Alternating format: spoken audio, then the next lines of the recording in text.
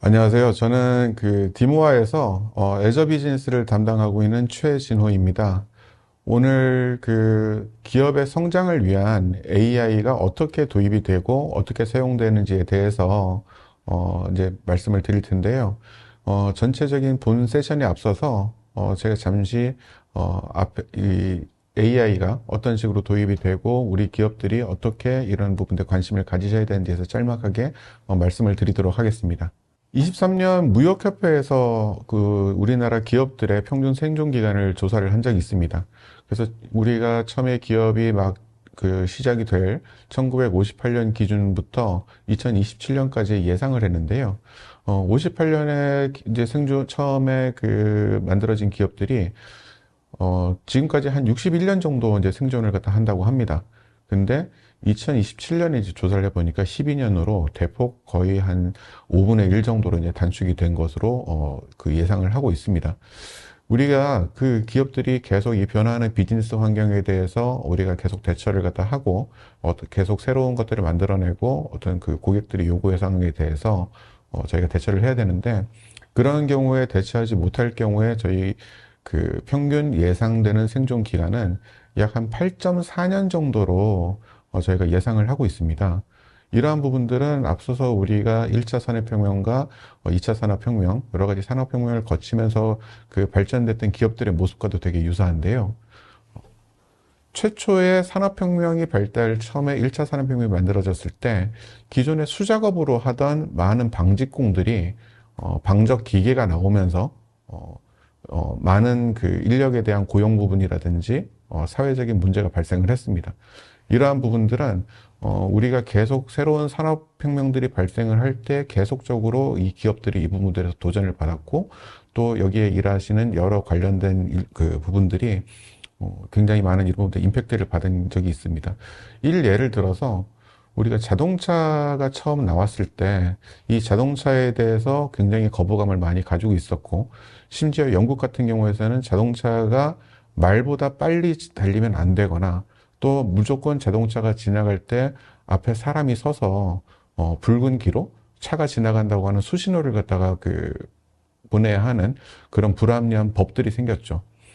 또 현대에서 우리 가장 가까운 근래를 봤을 때 우리가 처음에 PC가 나왔을 때 이 퍼스널 컴퓨터가 일부 대기업에서나 사용할 것이고 일반인들은 사용할 일이 없을 것이고 또는 전화기가 나왔을 때 모토로라에서 여러분들이 아시는 벽돌은 전화기가 처음 나왔을 때 이 전화기는 비즈니스맨들이나 사용할 것이고 일반인들은 사용하지 않을 것이다. 또는 이 전화기의 가격이 너무 비싸다. 라고 하는 그런 인식이 강했습니다. 근데 최근에 우리가 보게 되면 자동차 산업으로 인해서 철강과 금속 산업이 발달을 했고요. 또 자동차가 달리기 위한 연료가 필요하죠. 그래서 석유와 가솔린과 디젤 이런 기름을 또 정제하는 정제 산업이 발달을 했습니다. 관련된 산업으로 고무, 유리, 또 자동차가 달리기 위한 도로 건설 같은 인프라 산업, 또 사고가 났을 때 이 사고를 대처하기 위한 보험 산업, 또 자동차가 비싸니까 이 자동차를 판매하기 위해서 또 쉽게 또 살 수 있게 하기에는 금융과 리스 산업, 또 최근에는 이 자동차가 더 이상 기계 산업이 아닙니다. 전자와 IT 산업으로 또 이루어지게 됐고요. 가장 크게는 운송과 물류 산업이 굉장한 변화를 이루어졌습니다. 우리가 컴퓨터와 모바일 폰에도 보게 되면 반도체 산업이 발달하게 됐고요. 또한 통신 산업이 옛날에 2G에서 지금 3G, 지금 5G까지 나오게 됐습니다. 단순하게 속도만 빠른 것이 아니라 통화에 어떤 정보를 담아서 보내는 여러 가지 다른 산업들이 발생을 하게 되면서 모바일 어플리케이션 산업들이 지금 계속 발달을 하고 있고 디지털 콘텐츠 산업이 가장 크게 발달을 하고 있죠. 아울러 그 뒷단으로는 전자상거래와 또 요즘에 가장 관심들이 많으신 헬스케어나 이제 웨어러블 머신들 이런 부분들을 또 같이 발달하게 돼 있고요. 내비게이션의 위치 산업 이런 부분들이 굉장히 발달을 하고 있습니다. 이러한 부분들을 볼 때 이 산업이 하나가 처음에 생기게 되면 우리가 처음에 이 뒤에 생길 파급력에 대해서는 다들 예상을 하지 못하고 있다는 것이죠. 그래서 빨리 이런 부분들을 캐치를 해서 내가 이 산업에서 어떠한 부분들을 같이 갈 것인가에 대해서 고민을 많이 해야 될 것들이 최근에 우리 기업들의 고민할 목표라고 생각을 하고 있습니다. 현재 대한민국은 굉장히 많은 당면 과제를 안고 있습니다. 저희는 굉장히 많은 지금 도전과 위기들을 지금 가지고 있고요. 이러한 위기들을 기업들이 극복을 갖다 해야 되는 부분들에 있어서 사회적으로 굉장히 많은 문제점들이 발생을 하고 있습니다. 예를 들어서 지금 현재 굉장히 기업들의 경제 활동들이 많이 위축돼 있고 저성장의 문제점이 되고 있고요. 또는 지금 일할 사람들이 많이 줄어들고 계속 고령화 사회로 지금 접어들고 있기 때문에 노동력이 감소를 하고 있습니다. 또한 산업 구조가 기존의 제조업에서 서비스업으로 지금 현재 굉장히 많이 전환되고 있는 중이고, 이러한 얘기들은 저희가 기술 혁신 기반의 어떤 생산성 제고와 우리가 다시 커나가야 되는, 성장을 해야 되는 어떤 성장 동력이 무엇인지를 지금 다시 못 찾고 있습니다. 현재 우리나라 대기업과 중소기업 간의 어떤 생산성에 대한 격차가 어느 정도 벌어지고 있는지를 조사한 자료입니다. 이 자료는 OECD 평균 기업들의 노동 생산성을 조사한 자료고요. 대한민국 같은 경우에 지금 격차가 대기업과 중소기업 간의 격차가 OECD 국가의 3위 정도로 지금 저희가 조사가 되어 있습니다. 이러한 부분들은 대한민국이 지금 디지털 트랜스포메이션에 있어서 굉장히 많이 노력을 하고 있다고는 하지만 아직도 많은 격차가 있다고 보여지는 부분들이고요. 이러한 부분들을 극복하기 위해서 우리는 AI와 이런 시스템 인프라적인 부분들을 확충을 하고 또는 IT 쪽에 인력을 대체할 수 있는 부분들에 대해서 투자를 많이 해야 될 것 같다는 그런 인사이트를 저희가 찾을 수 있습니다. 이러한 AI를 도입을 했을 때 업무 생산성에 어떤 변화가 있는지 많은 조사기관들이 이런 부분들을 조사를 했습니다. 가장 유명한 이제 보스턴 컨설팅 그룹에서도 이런 부분들을 조사를 갖다 했을 때 AI가 도입이 됐을 때 업무 생산성에 있어서 33%의 향상이 있다고 보고를 했고요. 마이크로소프트에서도 사무 직종에 대해서 36%에서 약 42% 정도의 생산성 향상이 있다고 조사가 되었습니다. 이러한 부분들은 이제 MIT 조사에서 굉장히 많은 격차가 제일 크게 이제 조사가 되는데요. 일반적으로 우리가 이 업무를 하면서 많은 부분들에 있어서 문서를 작성을 하고 어떤 비즈니스에 대한 보고서를 만들고 이런 부분 분석하는 부분에 있어서 굉장히 많은 노동력과 시간과 또는 저희 생산성을 거기에 이제 매몰되는 경우들이 발생을 합니다.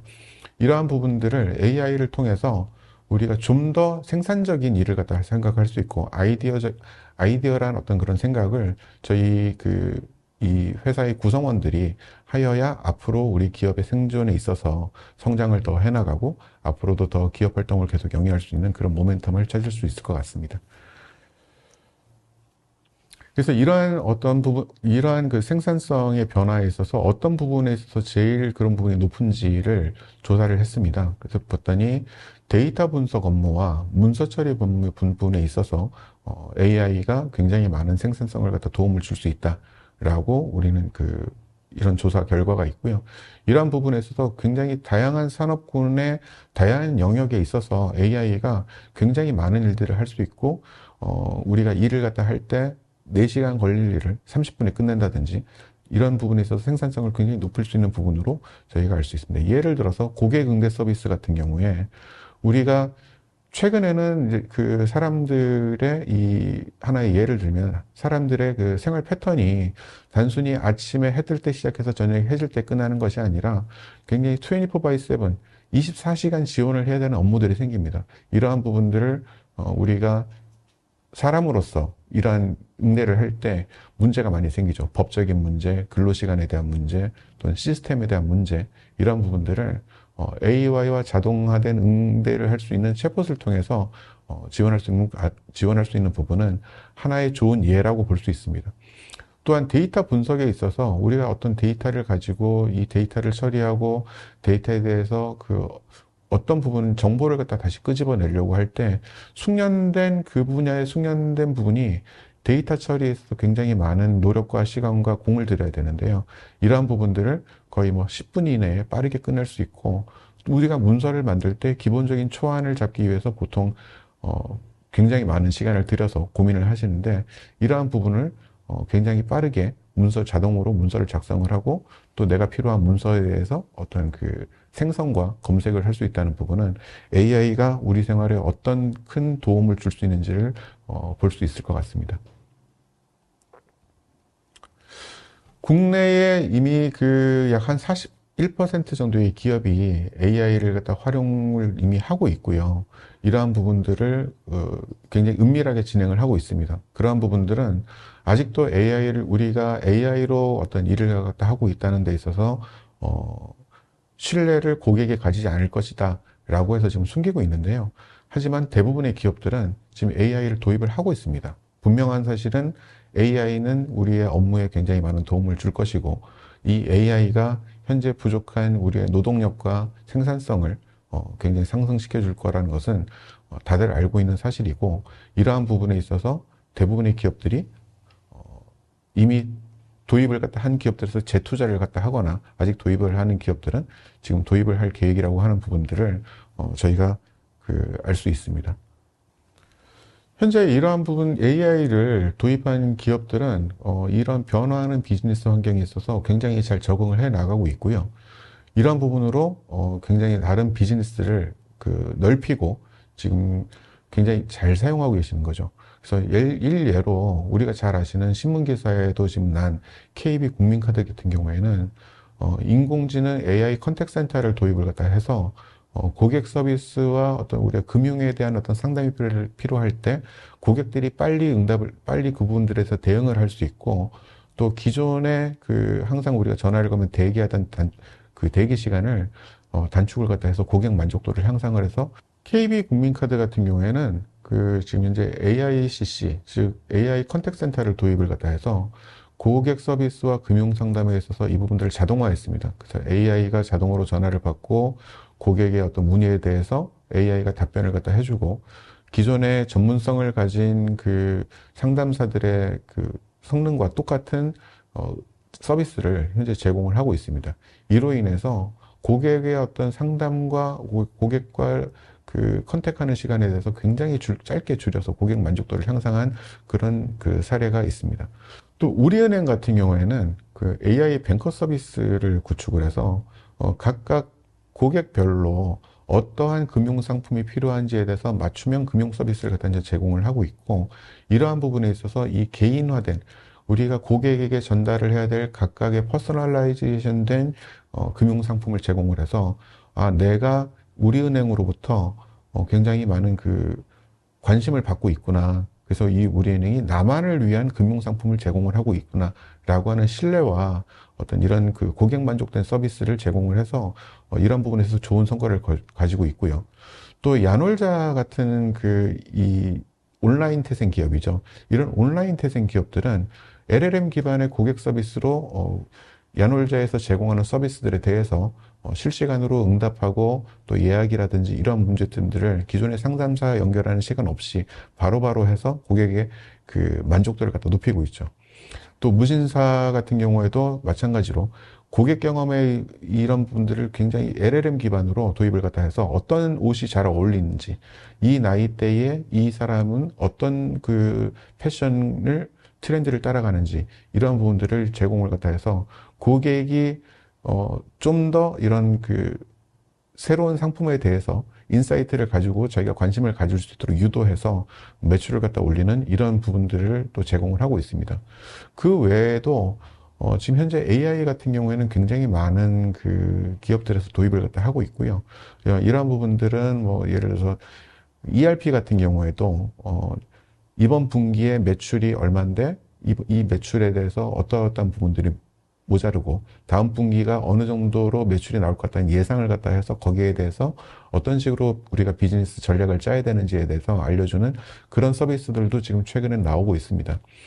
이러한 기업들의 변화에 대해서 우리도 따라가지 않으면 이런 기업들과의 경쟁에서 우리가 우위를 가져가지 못하게 되면 앞으로 비즈니스는 계속하기 힘드시게 될 거고 이런 기업들을 거꾸로 도입을 갖다 해서 다른 기업들과의 경쟁, 시장에서 우위를 점할 수 있는 그런 자리를 그러한 기회를 우리가 만들어 가야 될 것 같습니다.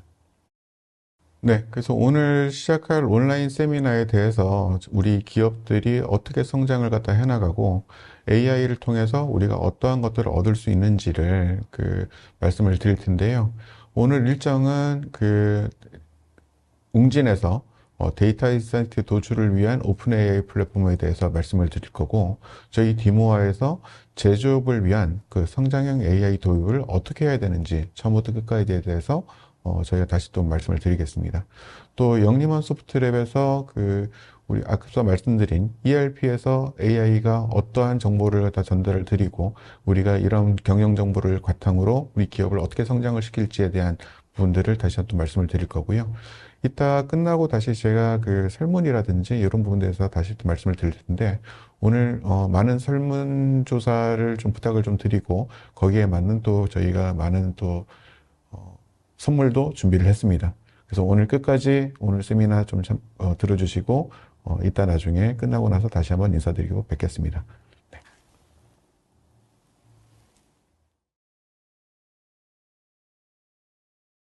네, 안녕하세요. 웅진 황윤경 매니저입니다.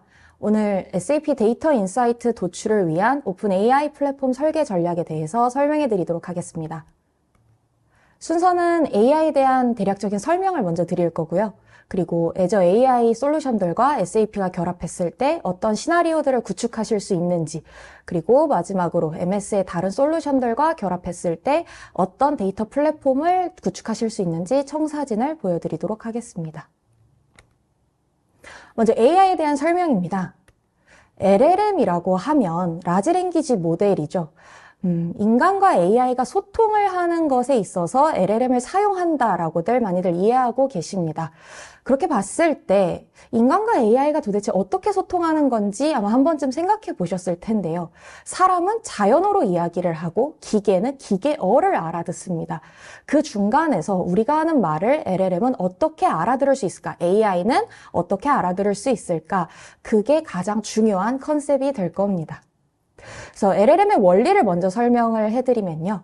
AI가 언어를 이해하고 답변을 생성하는 과정에서 토큰화와 벡터화는 산출되는 필수적으로 선행되는 작업입니다. 그래서 토큰화라고 하면 여기 장표에 보시는 것처럼 안녕하세요, 저는 김웅진입니다 라는 문장을 쪼갭니다. 이 작업을 토큰화라고 부르고요. 안녕하세요, 저는 김웅진입니다 라고 지금은 토큰을 쪼갰죠. 그래서 이렇게 쪼갠 토큰을 벡터화를 시키게 됩니다. 그래서 벡터화라고 하면 보시는 것처럼 소수점 숫자들로 이루어진 하나의 배열이라고 생각을 하시면 좋을 것 같고요. 그래서 벡터 검색이라거나 LLM이 답변을 예측한다.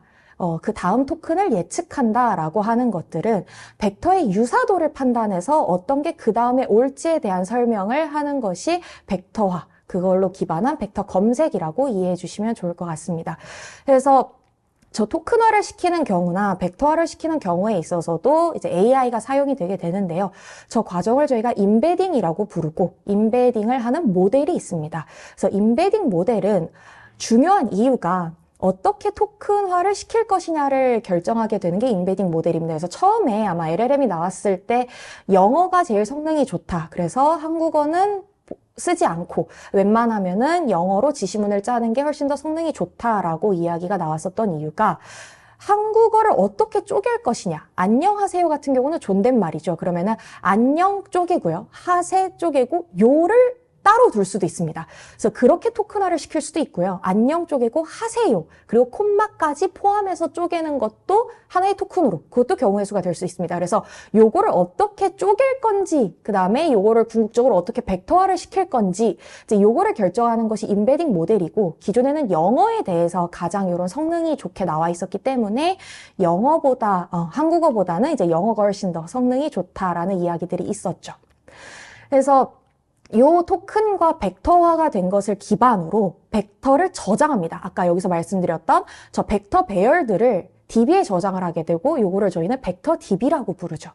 그래서 요 벡터 값들을 기반으로 검색하는 것을 레그, RAG라고도 부르고 레그라도 부릅니다. 그래서 Retrieval Augmented Generation이라고 부르고요. 맞춤형 데이터를 활용해서 대규모 언어 모델 애플리케이션의 효율성을 개선할 수 있는 아키텍처 접근 방식이다라고 이제 저희가 설명은 하는데 쉽게 설명드리면요.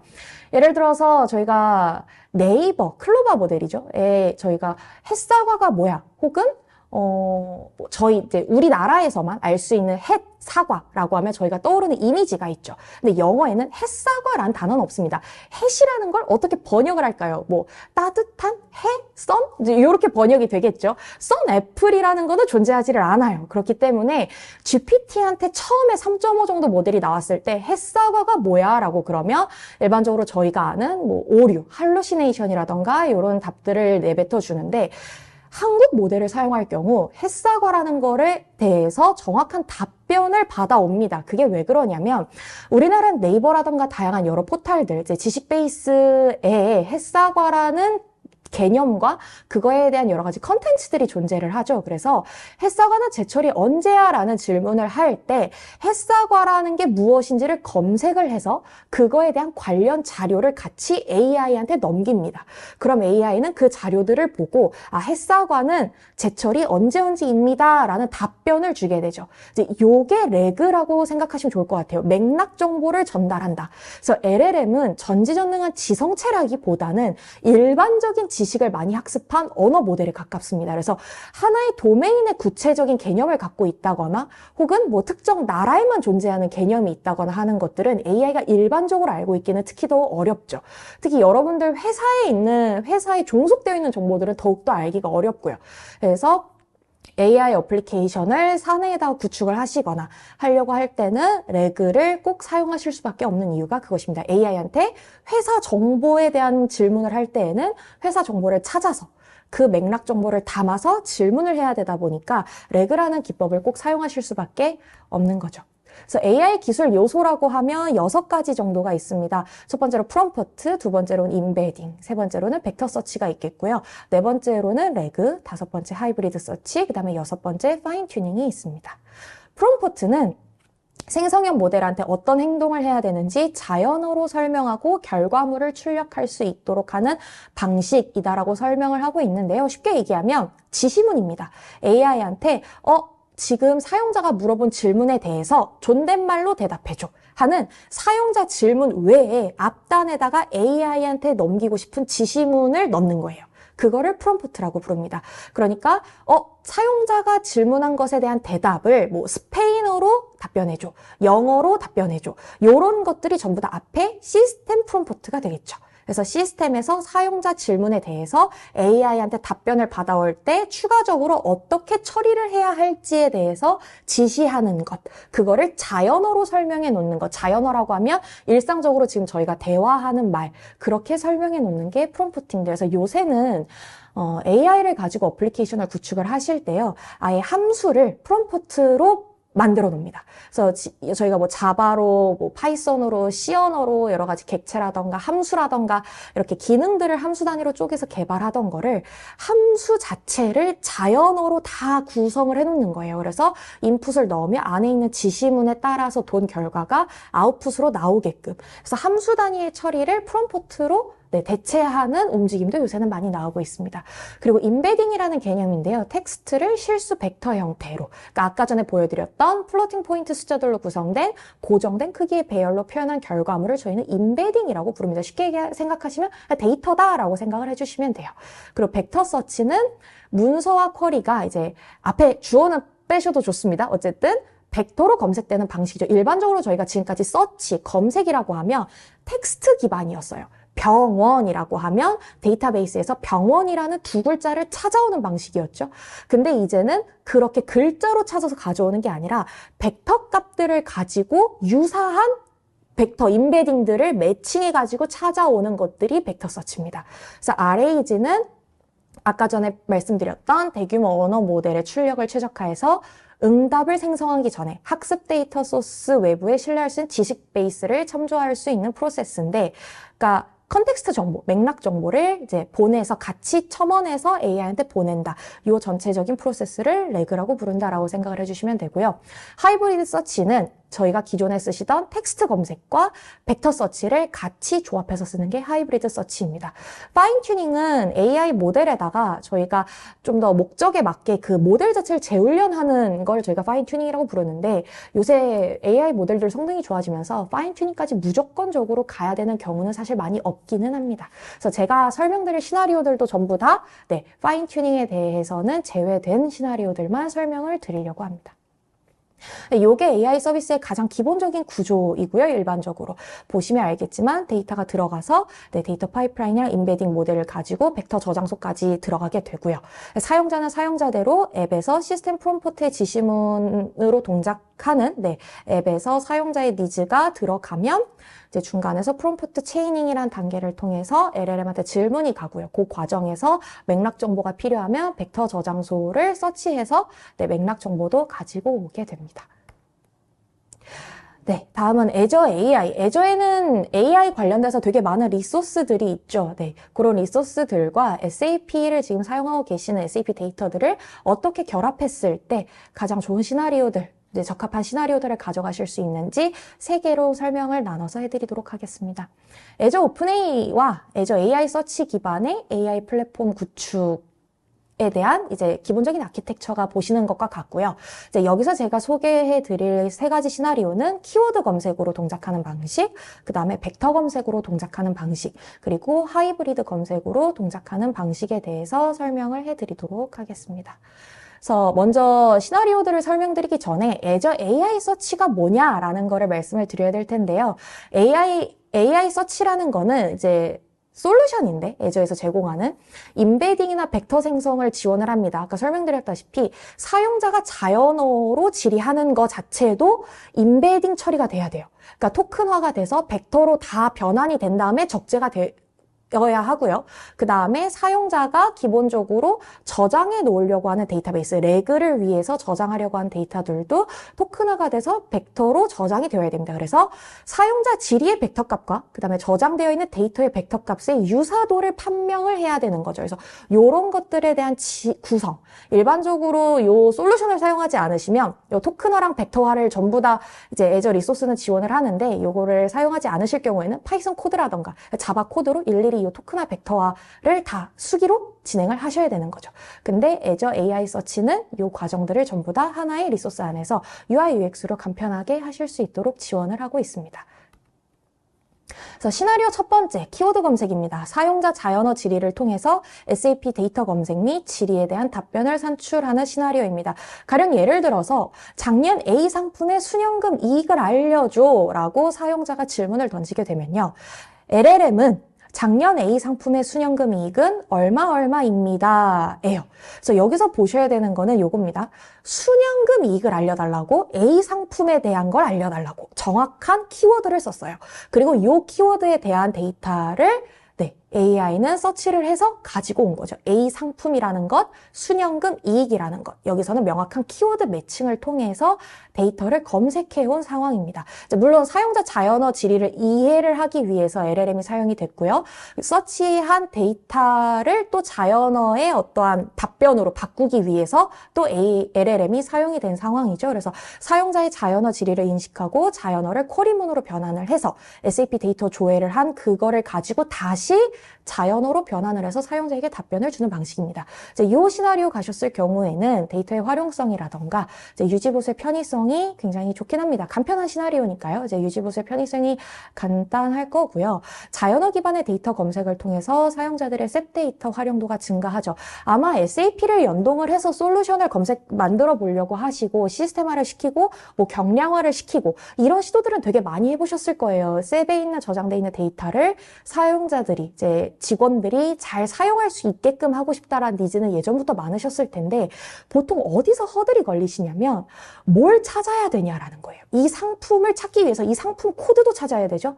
이제 일반적으로 업무를 할 때 A 상품이라고 우리는 호칭을 이제 명명을 해서 업무를 보는데, 실질적으로 DB에는 명확하게는 A-1이라는 상품명으로 저장이 되어 있는 거예요. 그러면 이런 것들을 다 알아야지만 셉에서 데이터를 가지고 오고 활용을 할 수 있다 보니 여기서 사실은 버틀넥들이 많이 걸립니다. 그런 키워드들을 명확하게 알아야 된다라는 부분. 근데 이제 자연어 기반의 데이터 검색을 통하면 사용자들이 SAP 데이터를 조금 더 활용을 하실 수 있는 장벽이 많이 낮아지겠죠. 다음은 벡터 검색입니다. 레그와 벡터 서치를 활용해서 사용자 의도에 적합한 답변을 산출할 수 있는데요. 아까 말씀드린 것처럼 여기는 A 상품이라는 것, 그리고 순현금 이익이라는 것, 명확한 키워드를 사용을 했어요. 근데 벡터 검색은 보시면 머리 아플 때 먹는 약은 뭐가 있어? 두통약이라고 하지도 않았습니다. 머리 아플 때 먹는 약이 뭐가 있는지를 사용자는 물어봤어요. 그랬더니 LLM이 답변을 어떻게 주죠? 자사가 판매하는 두통약은 어떤 약이 있습니다. 라고 답변을 가지고 돌아와요. 어떤 말이 되냐면 머리 아플 때 먹는 약이 두통약이라는 거를 명확하게 인지를 했다라는 거예요. 요게 벡터 검색입니다. 유사도 검색이에요. 머리가 아플 때 먹는 약이라는 벡터 값과 두통약이라는 단어의 벡터 값이 유사하기 때문에 이해를 한 거죠, LLM이. 그래서 SAP 데이터의 인베딩 및 벡터화가 선제적으로 진행이 되어 있어야 될 거고요. 사용자 질의를 인식해서 벡터 검색을 통하면 검색 결과를 중간에 검증을 한 번 더 하고 한번 검증을 했더니 답변의 정확도가 낮아. 그러면은 다시 한번 갔다 올 수 있도록 파이프라인을 구축을 해서 마지막 최종 답변까지 가져갈 수 있도록 하는 게 벡터 검색입니다. 그래서 데이터의 유사성에 대한 장점을 가져가실 수가 있어요. 벡터 검색을 통해서 사용자 의도에 조금 더 적합한 답변을 산출을 할 수가 있게 되죠. 사용자 질의가, 오타가 좀 났네요. 네, 사용자 질의가 정확하지 않아도 된다는 장점이 존재를 하겠고요. 데이터의 확장성이 있죠. 의미론적 검색으로 사용자 질의에 대해서 풍부한 답변, 꼭 그거에 대해서 1:1 매칭이 되어야지만 오는 답변이 아니라 요 맥락에 대한 정보면 일단은 다 가져가 주다 보니 사용자는 하나의 질문을 통해서 여러 가지 부가적인 정보들까지도 한 번에 답변을 얻어서 이해할 수 있는 폭이 훨씬 더 늘어나게 되죠. 그런 부분에 있어서는 데이터의 확장성이라는 장점도 가져가실 수가 있을 겁니다. 그래서 다음으로 하이브리드 검색입니다. 하이브리드 검색은 보시면 키워드 검색과 벡터 검색을 함께 사용해서 응답의 정확도를 향상시킨다라는 건데요. 보시면 머리 아플 때 먹는 약 중에 해외 제조를 하는 약은 뭐가 있어? 라고 하죠. 자사가 판매하는 두통약 중에서 해외 제조라는 정확한 키워드를 가져갑니다. 그래서 두통약이라는 걸 다 가지고 왔어요. 자사가 판매하는 두통약이라는 거를 머리 아플 때 먹는 약이라는 벡터 값을 매칭시켜서 두통약에 대한 데이터를 다 가지고 온 다음에 그 데이터를 가지고 해외 제조라는 키워드 기반으로 다시 한번 필터링을 해서 걸러냅니다. 그러고 난 다음에 여기서의 이제 AI 서치의 장점이 들어가는데요. 리랭킹을 한번 시켜줘요. 이 리랭킹을 시킨다는 게 다시 한번 우선순위를 산출을 한다라는 거거든요. 가져온 답변들은 일반적으로 올 때 레그 기반의 서치들은 어떤 게 가장 정확도가 높아라는 우선순위 값들을 물고 오게 됩니다. 근데 거기서 키워드 기반으로 한 번 더 걸렀을 때 이게 여전히 그 우선순위를 유지하고 있을 거라는 보장이 없어요. 그래서 AI 서치가 자체적으로 한 번 더 검증을 해서 이 안에서의 우선순위, 필터링이 되고 난 다음에 데이터들을 기반으로 우선순위를 한 번 더 걸러주죠. 그래서 리랭킹을 시켜준 답변을 기반으로 사용자에게 답변이 최종적으로 가게 돼요. 그래서 이렇게 보시면 SAP 데이터 인베딩 및 벡터화가 돼서 저장이 되어 있겠고요. 그 다음에 사용자 질의 인식 및 하이브리드 검색을 시도하게 되고 검색 결과 순위를 재산출해서 검색 결과 검증 및 답변 산출을 하게 됩니다.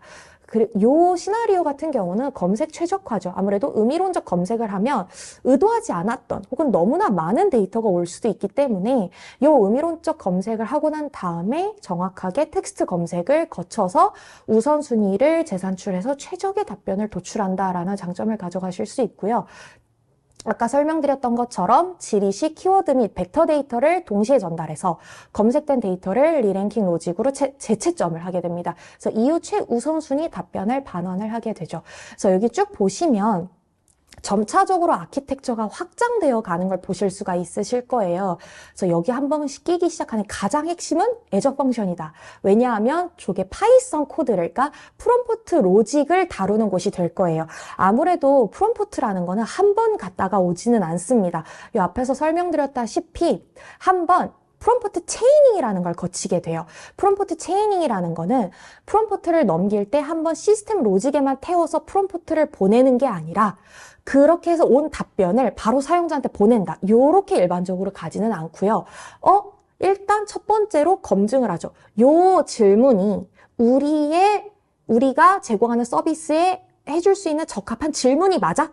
이런 것들 많이 물어봅니다. 왜냐하면 AI 서비스 잘 만들어 놓고 솔루션 잘 만들어 놔서 배포해 놔서 사내 직원들 잘 쓰라고 열어놨는데 이제 그런 것들을 딱 올려놓으면 정말 로그 이렇게 보시면 가장 많이 물어보시는 질문들은 점심 메뉴가 뭐야? 이런 거 꼭 물어봐요. 내일 날씨가 뭐야? 이런 거 꼭 물어봅니다. 그러면 그런 질문들에 대해서는 당연히 이제 뭐 구축된 AI 로직이 적합하지 않을 수 있어요. 답변을 못 할 수 있죠. 그런 것들을 앞단에서 또 걸러주게 되죠. 그런 것들도 프롬프트의 지시문에 들어갑니다. 그러면 일단 한번 받으면 요거를 우리가 커버할 수 있는, 요 솔루션이 커버할 수 있는 범위의 질문이 맞는지를 AI와 함께 한 번 더 체크를 해요. AI 체크를 해서 기다 아니다 라는 답변이 나와서 답변을 할 수 있는 내용입니다 라고 하면 그 다음 프롬프트 로직으로 넘어가게 되는 거예요. 그러면 이게 레그 서치가 필요해? 아니면 즉각적으로 답변을 할 수 있는 질문이야? 이제 이런 것들을 한 번 더 찾게 되고요.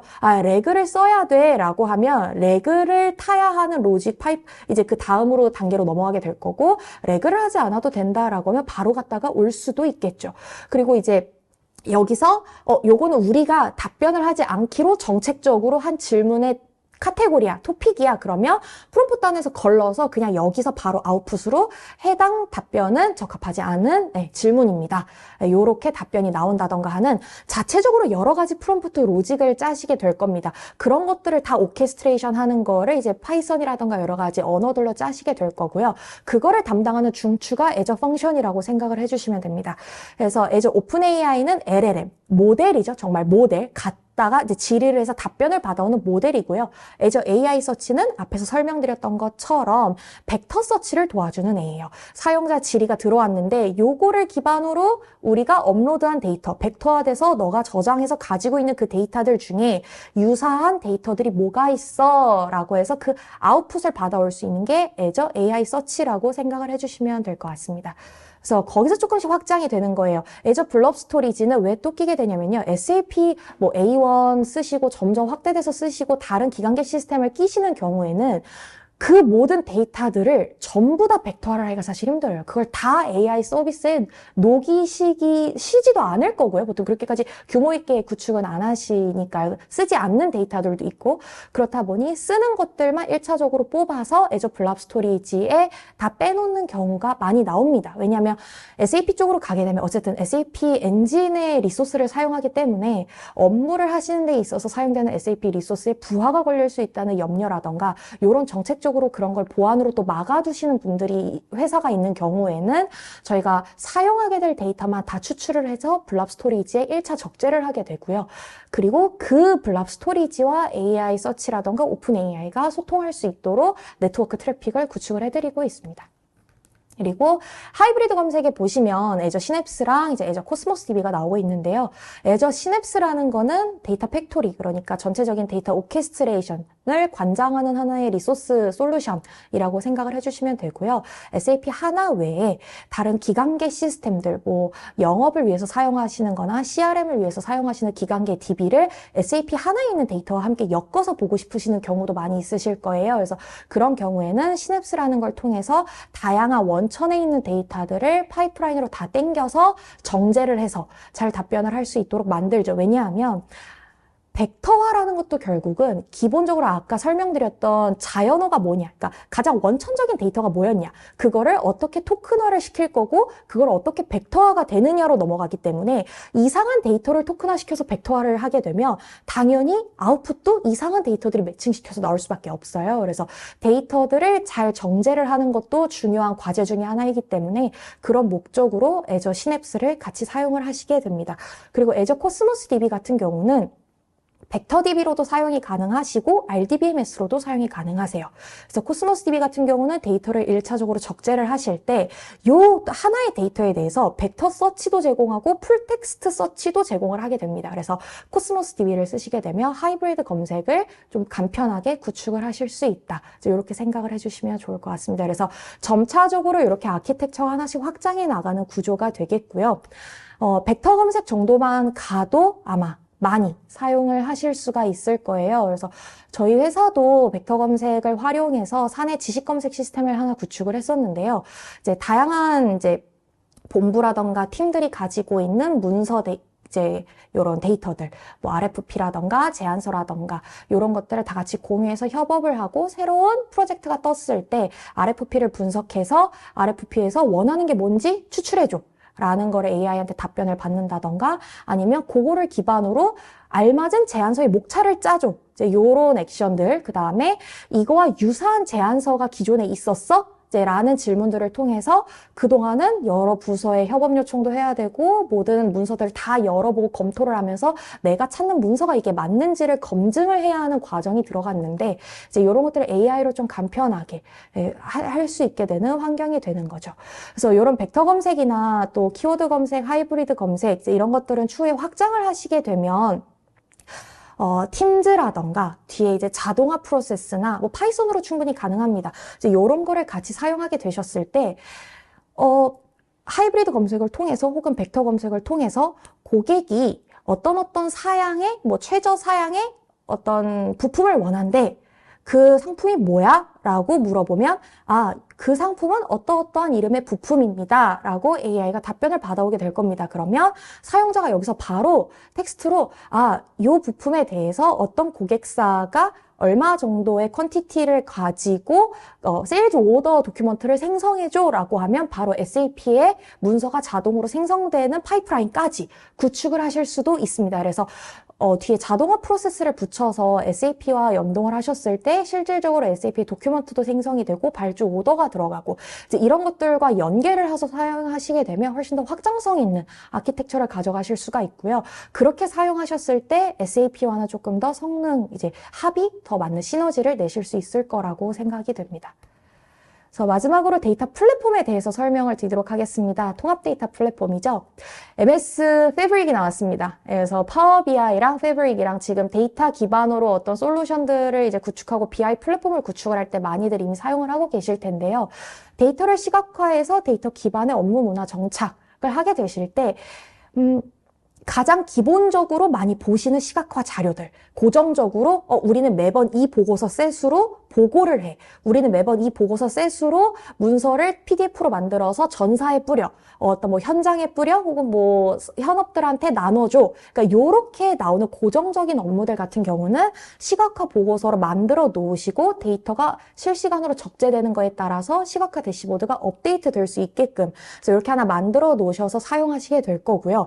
요렇게 고정적으로 보시는 거 외에 사용자가 정말 자연어로 여러 가지 질의응답을 통해서 데이터를 활용을 하시고 싶다라는 거는 AI 플랫폼 구축을 통해서 사용하실 수가 있게 될 겁니다. 그래서 오토메이트라던가 앱스를 같이 활용하시게 되면 코드를 사용하지 않고 오토메이트라는 솔루션으로 UI, UX 환경에서 이제 전문 개발자가 아니시더라도 자동화 파이프라인을 조금 연결을 한다던가 그래서 팀즈로 알림을 발송해 준다던가 혹은 앱스로 빠르게 웹앱을 개발을 하셔서 거기서 데이터를 입력하고 혹은 사용자가 이제 질의응답을 할 수 있는 LLM과 질의응답을 할 수 있는 앞에 프론트 단을 앱스로 빠르게 구축을 하셔서 사용을 하신다던가 이제 이런 식으로 다양한 솔루션과 연계를 하셨을 때 조금 더 확장성 있는 아키텍처를 가져가실 수가 있게 될 겁니다.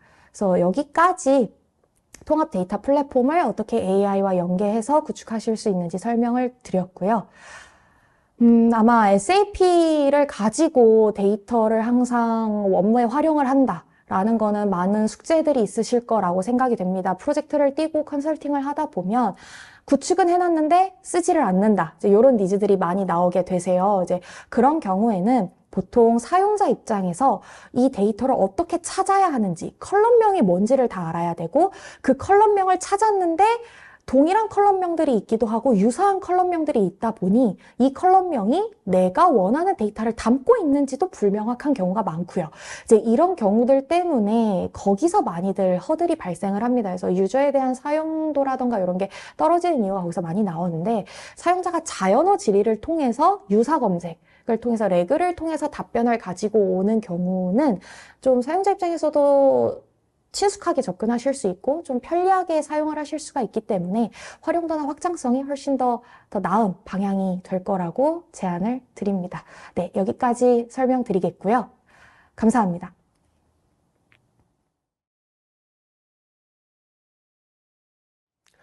안녕하십니까. 애저 오픈에 대해서 설명하게 될 네, 디모아의 김재욱 차장이라고 합니다. 네, 오늘 발표할 내용은 애저 오픈AI 관련된 제조 쪽의 중심에 둬가지고 발표를 할 내용이고요.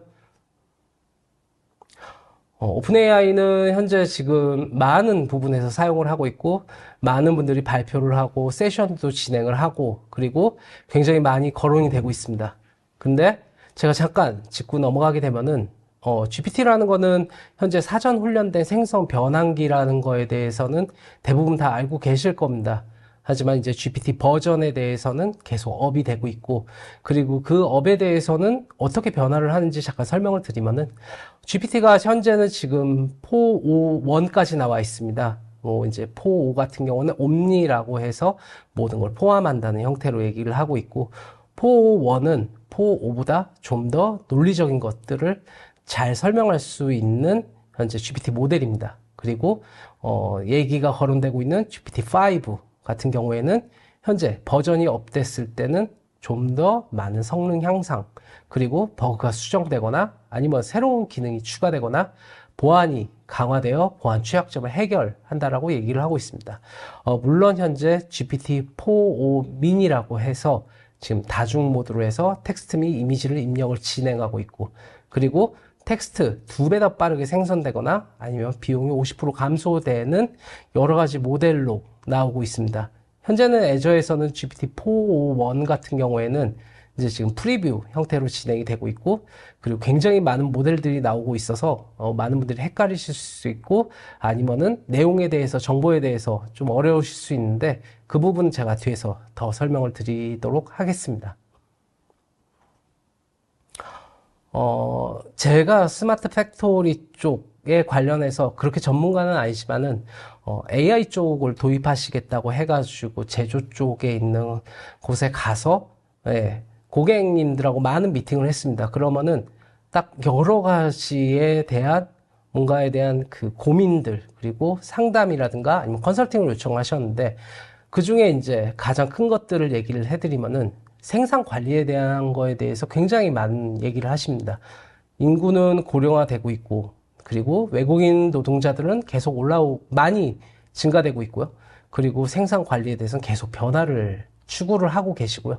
그리고 시스템화, 고객사에서 요청에 대해서 시스템을 어떻게 바꿔달라, 아니면 우리 시스템 맞춰달라, 아니면은 좀 더 빠른 뭔가에 대한 의사결정에 대해서 내릴 수 있는 AI를 도입해라 라는 식으로 해서 얘기가 나오는 것도 있고, 내부 업무 역시도 그거에 따라서 굉장히 증가를 하고 있습니다. 그리고 아시다시피 ESG, 경영자료 요구까지 되고 있기 때문에 네, 굉장히 또 많은 고민들이 있으시죠. 거기에다가 원가 부담, 원자재 값은 상승하고 있고 환율도 상승하고 있고, 그리고 인건비 역시도 상승을 하고 있기 때문에 스마트 팩토리에 대한 니즈는 굉장히 커지고 있습니다. 그러면은 스마트 팩토리에 대해서 얘기를 할 때 고민들은 딱 크게 4가지로 얘기를 하시더라고요. 어떤 솔루션을 해야 되는 건지, 그리고 업체는 어디로 해야 되는 건지, 그리고 어떻게 그 솔루션에 대해서 확인을 하고 검토를 해야 되는 건지, 그리고 회사의 IT 인력은 또 없는데 새로 뽑아야 되는 건지, 그리고 비용은 얼마나 들어야 되는 건지에 대해서 굉장히 큰 고민을 항상 하고 계시고, 대부분의 고객께서, 제조 쪽 고객께서는 그 부분에 대해서 가장 크게 관심을 두고 계셨습니다.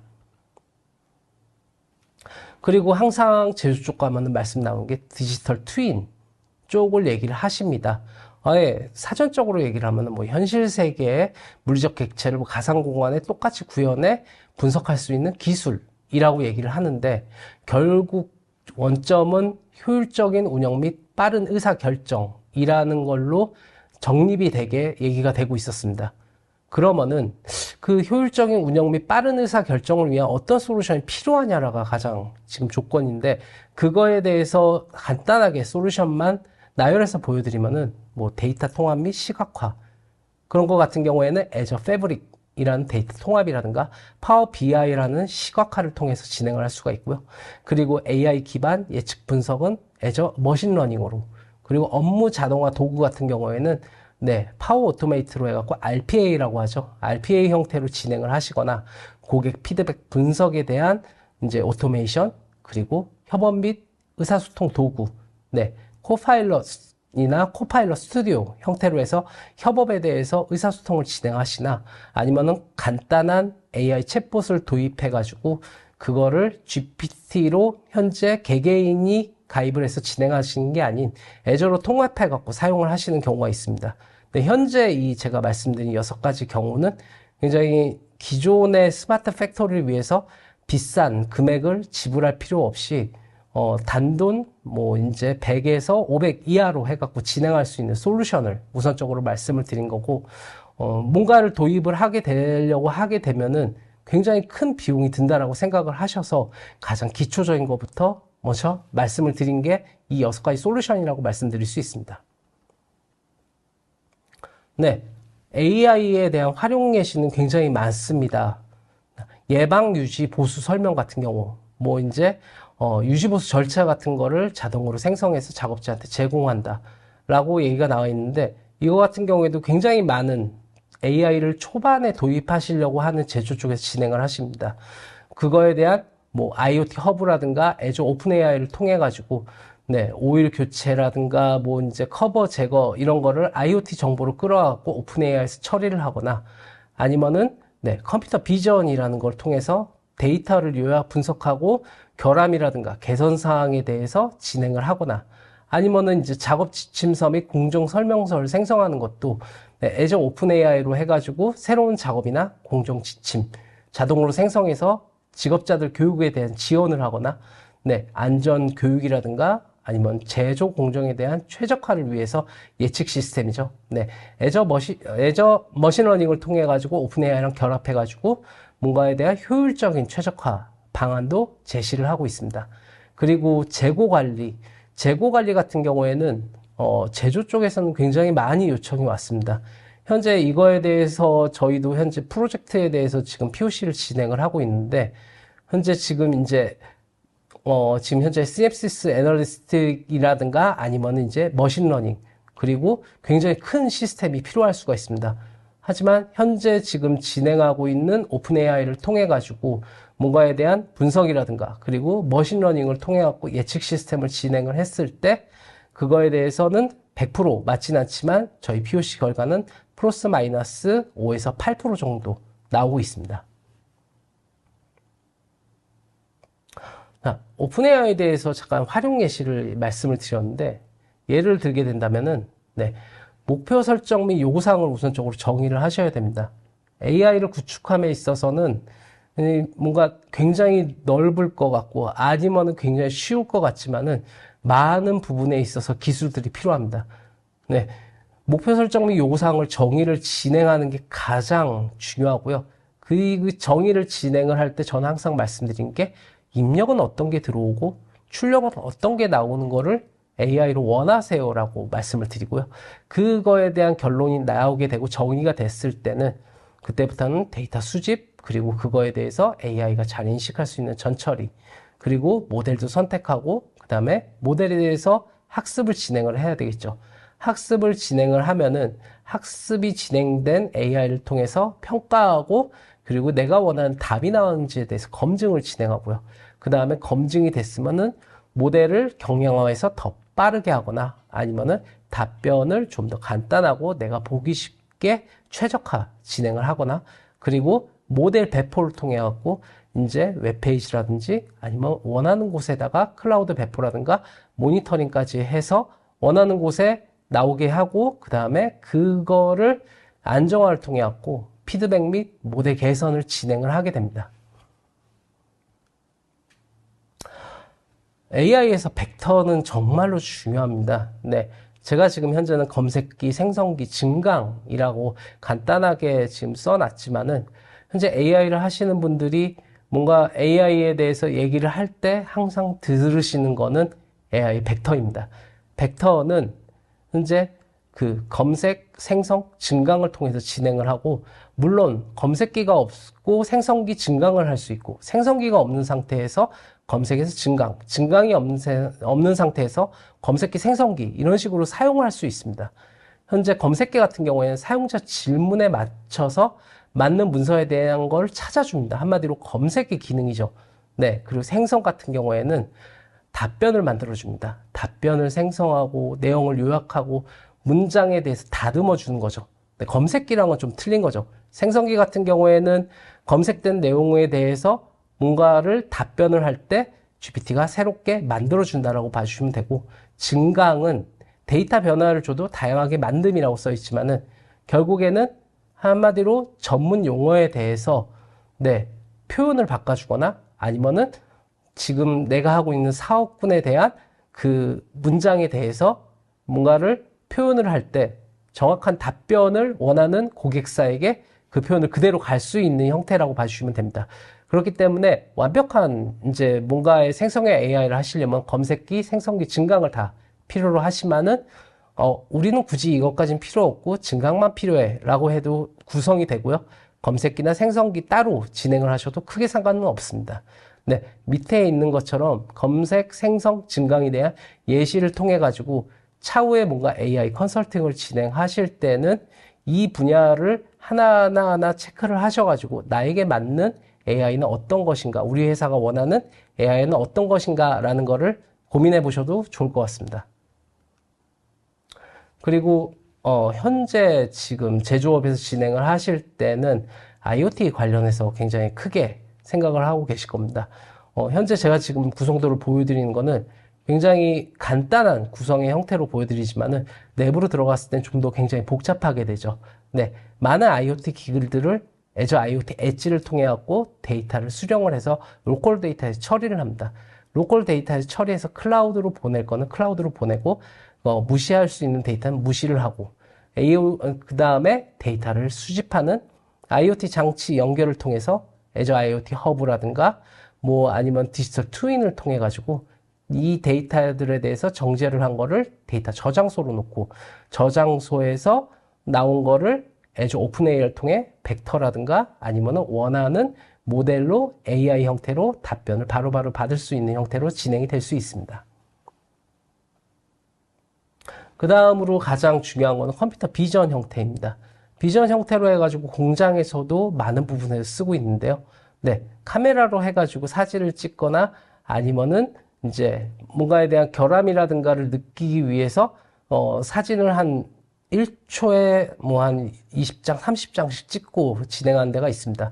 그거를 Azure IoT 허브를 통해 그 다음에 Azure 비전을 통해 가지고 물품에 관련해서 기존에 학습된 내용을 바탕으로 해갖고 문제가 있나 없나를 체크를 하고 그 내용을 데이터 저장소로 저장이 다 되고 그리고 그 밑으로 데이터 분석을 통해 갖고 Azure OpenAI로 넘어가 그거에 대한 AI 학습을 된 모델에 대해서 결과치를 바로바로 답변해 줄 수 있는 형태로 진행을 할 수가 있습니다.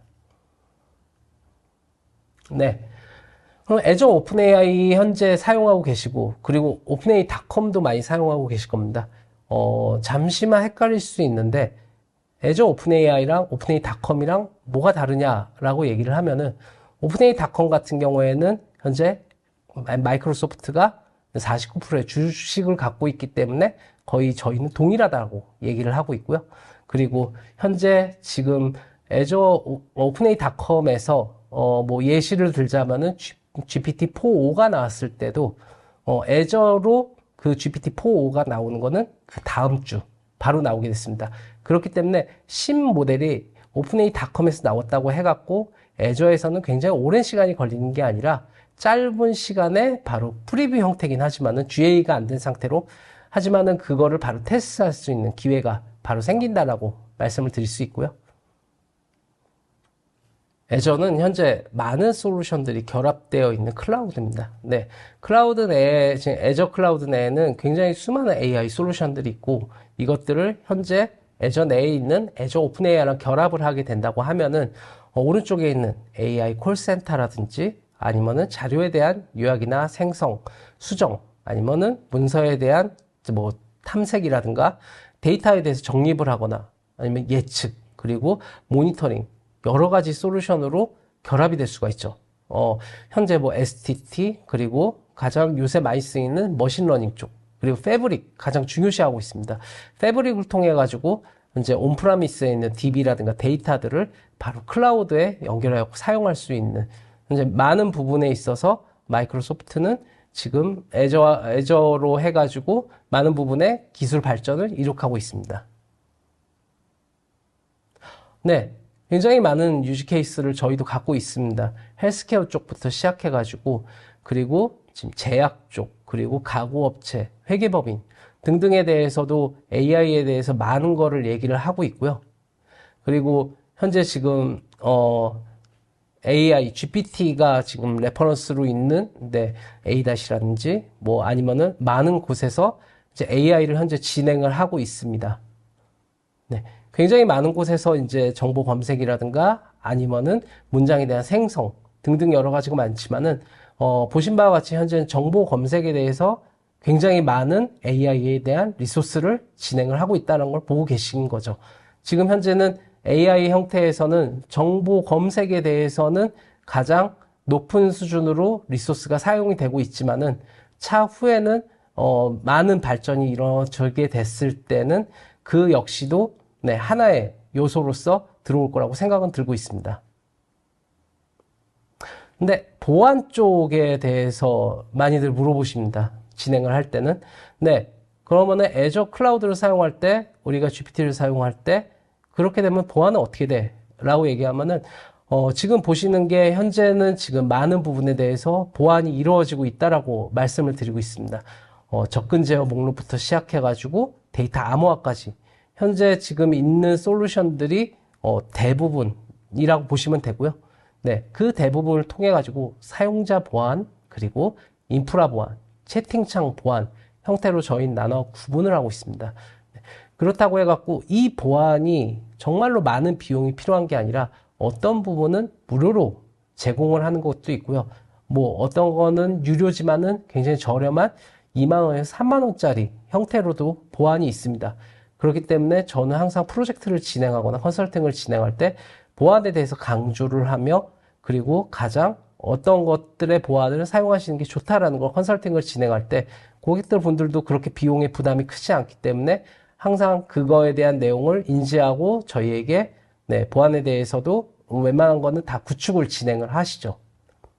네, 뭐 네트워크 보안 그룹 같은 경우에는 뭐 이제 바로 NSG로 해서 네, 버추얼 네트워크 내에 트래픽 제어하는 형태로 보안을 하거나, 아니면 시큐리티 센터로 뭐 디펜더에 대한 거를 뭐 이제 바로 가입을 해가지고 뭔가에 대한 보호를 진행하시거나, 뭐 엔트라 아이디로 해가지고 또 아이디 액세스 관리를 진행하시고, 뭐 키볼트로 암호화 키라든가 인증서를 저장하시거나, 유저 보안 같은 경우에는 가장 중요한 다단계 인증을 진행을 하십니다.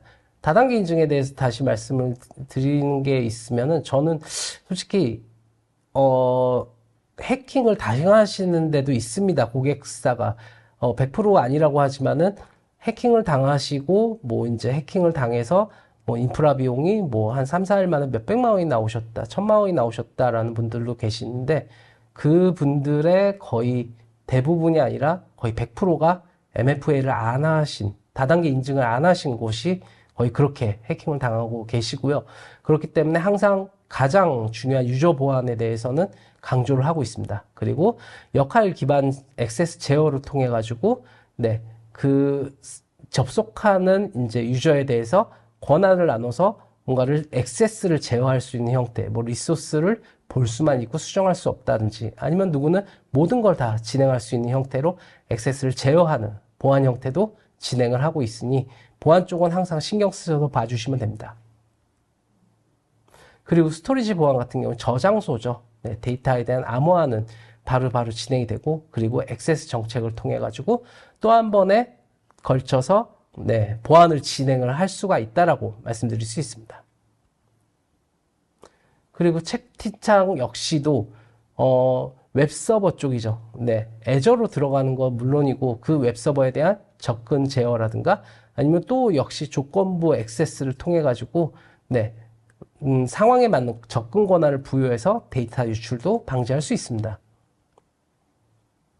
그래서 총 말씀을 드리면은 애저 클라우드는 네트워크, 그리고 접근에 대해서, 그리고 위협에 대해서, 그리고 정보에 대한 보안으로서 현재 지금 현존하는 클라우드 중에 마이크로소프트가 발표하는 형태는 가장 높은 보안을 진행을 하고 있다라고 네, 얘기를 하고 있고, 저 역시도 현재 이거에 대한 보안에 대해서도 항상 추천을 드리고 있습니다. 하지만은 네, 지금 그 클라우드의 보안보다도 더 항상 말씀드리는 거는 현재 내가 쓰고 있는 이 AI가 정보가 유출되지 않냐라는 걸로 항상 좀 어려워하십니다. 네, MS의 문서에는 나와 있습니다. 다른 고객에게 제공되지 않는다고 하고 오픈 AI 모델을 개선되는데 사용하지 않는다고 하고 있습니다. 제가 컨설팅을 하고 프로젝트를 하면은 고객께서 말씀하시는 부분이 있습니다. 어떤 부분이냐면은 내가 오늘 질문을 하고 내일도 질문을 하고 그리고 내일 모레도 질문을 하게 됐을 때 그 다음 주에는 똑같은 질문을 했을 때 질문의 속도가 빠르지 않냐라고 얘기를 하는데 그렇지 않습니다. 질문은 항상 똑같습니다. 만약에 질문이 빨라졌다라고 답변이 빨라졌다고 하면은 그거는 애저 오픈AI가 고객님의 데이터를 가지고 개선을 하고 있다라는 걸로 나올 수밖에 없죠. 그렇기 때문에 항상 그 질문과 답변에 대한 속도는 빨라진다라고 말씀드릴 수 있습니다. 애저 오픈AI로 들어가셔가지고 보시면은 굉장히 많은 모델이 있습니다. 네. 그럼 나는 모델을 뭘 선택해야 되냐라는 궁금증이 굉장히 많은데요. 4.1 그리고 4.5.1 모델도 있고 그리고 4.5도 있고 미니도 있고 터보도 있고 오디오도 있고 굉장히 많습니다. 위스퍼, 다리 그리고 음성 변환 등등 여러 가지가 있는데 가장 제가 여기서 추천을 드리는 거는 4.5 모델을 우선적으로 추천을 드립니다. 네, 이유인즉슨 현재 4.5.1 같은 경우에는 지금 프리뷰 형태로 나오고 있고 그리고 밑에 보시면은 4 모델 같은 경우에도 금액이 나와 있는데 현재는 필요하신 분에 대해서 4.1을 뭔가를 진행을 하시겠지만 4.5에 비해서 비용이 굉장히 비싼 형태를 보고 있다라고 봐주시면 됩니다. 그렇기 때문에 현재 프로젝트 하는 거 대부분은 4.5 모델로 가고 있고 이제 지금 4.5.1 같은 경우에는 네, 좀 관망하고 있는 상태라고 좀 말씀을 드리고 싶습니다. 그리고 만약에 비용 쪽에서 보면은 헷갈리시는 게 있을 겁니다. 글로벌 배포라든가 데이터 존이라든가 지역 배포에 대해서도 뭔가를 또 써놨기 때문에 가격표를 보게 되면 굉장히 복잡해집니다. 그 복잡해진 거를 잠깐 제가 표로 해서 보여드리면은 글로벌 배포 같은 경우에는 전 세계 이제 25개의 지역 한마디로 이전과 똑같은 형태로 되어 있는 애저의 지역에서 갖고 오는 거고요. 네, 높은 처리량이라든지 아니면 최적화된 응답 시간도 제공을 하고 있고요. 데이터 존 같은 경우에는 미국 또는 유럽 연합 쪽에서 지원을 하고 있습니다.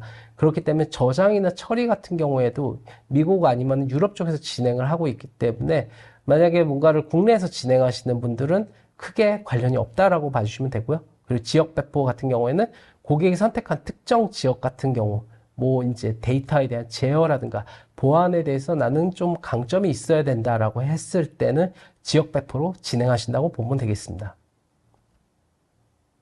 네, 저희 디모아는 지금 스마트 팩토리를 위해서 저희 많은 지금 노력을 기울이고 있습니다. 많은 컨설팅을 진행을 하고요. 마이크로소프트 애저에서는 IT 인프라를 그리고 애저 오픈 AI는 네, AI를 그리고 디모아는 네, 컨설팅으로 지원하고 있습니다. 현재 지금 많은 분들에서 문의를 하고 컨설팅을 진행하는데 저희는 현재 AI를 통해 갖고 뭔가에 대한 결과물을 얻으신다고 하면은 처음부터 많은 금액을 투자하시는 것도 있겠지만은 아마 겁을 먹고 아직은 아니지 않을까라고 얘기를 하시는 분이 계십니다. 하지만은 저희는 일단 조금이라도 투자를 하고 AI에 우선적으로 발을 올리시는 게 맞다라고 생각이 들고 그 AI 솔루션의 시작 중에 가장 그래도 저렴하고 그리고 빠르게 구축을 하고 가장 활용성이 있는 5가지 모델. 네, 이 모델, 하기에 있는 이 모델을 가장 추천을 드립니다. IoT 허브랑 오픈AI를 결합해서 네, 모니터링이나 예측에 대한 유지보수를 진행하거나 아니면 파워 오토메이를 통해 갖고 지식에 대해서 검색하거나 응답을 하는 그리고 파워 BI를 통해서 시각화랑 예측 분석을 진행하거나 아니면은 개발에 대해서 GitHub 코파일럿과 그리고 간단한 앱 개발을 빨리 진행을 한다거나 아니면은 마이크로소프트 팀즈와 진행을 하여 뭐 지침이라든가 가이드 지원이라든가 협업에 대해서는 바로바로 진행할 수 있게 할 수 있는 이 5가지 솔루션을 우선적으로 추천을 드리고요. 현재 만약에 AI에 대해서 관심은 있지만 아직까지 진행을 할 수가 없고 아니면 뭔가 비용적이거나 인력적이거나 아니면 컨설팅에 대해서 뭔가 두려움이 있다고 하시면은 디모아를 얘기해 주시고 연락을 해 주시게 된다면은 완벽한 컨설팅으로 저희가 찾아갈 수 있도록 하겠습니다. 네, 이상 발표를 마치겠습니다. 네, 디모아의 김재욱 차장이었습니다.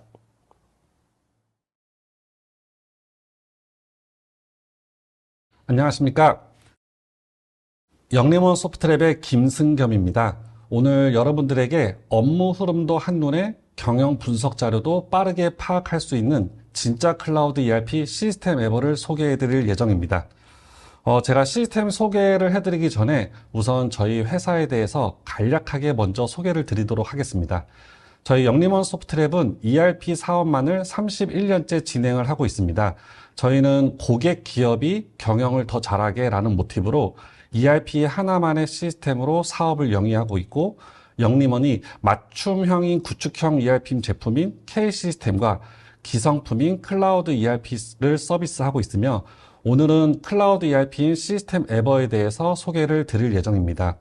그리고 저희가 31년 동안 ERP 사업만 진행하다 보니 품질이라든지 등급, 이러한 패키지 안정성도 보장되어 있다고 보시면 좋을 것 같습니다.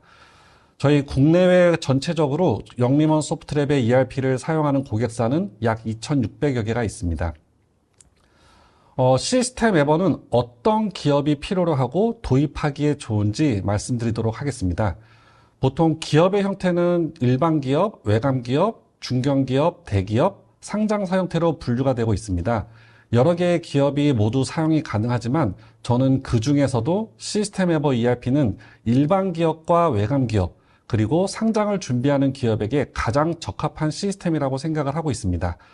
그리고 제가 자료에 작성한 것처럼 프로세스 통합과 데이터 통합 관리가 필요한 기업, 그리고 현재 여러 시스템으로 운영을 하고 있어서 솔루션의 한계를 느끼는 기업, 그리고 세 번째로는 ERP를 사용하고 있으나 시스템을 통한 원가 계산을 못하는 기업과 그리고 ERP 도입을 고려하고 있으나 막대한 비용이 부담되어 추가 개발 없이 빠르게 ERP를 구축하여 업무에 바로 적용하기를 원하는 기업, 그리고 ERP 시스템 교체를 원하지만 회계의 영속성으로 인하여 전표 데이터까지 이관을 원하는 기업, 마지막으로 빠르게 성장을 하고 있어서 차후 업무의 데이터 관리가 고민되는 기업에게는 시스템 에버가 최적의 솔루션이라고 자신 있게 말씀드리고 싶습니다.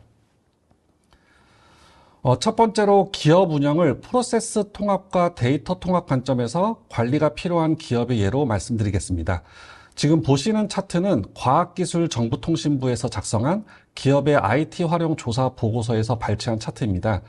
차트를 보면 ERP, 그룹웨어, CRM, SCM 등 여러 가지 솔루션을 기업에서 도입하여 활용을 하고 있는 것으로 조사가 되었는데 보시는 바와 같이 ERP 솔루션의 도입률이 가장 높습니다.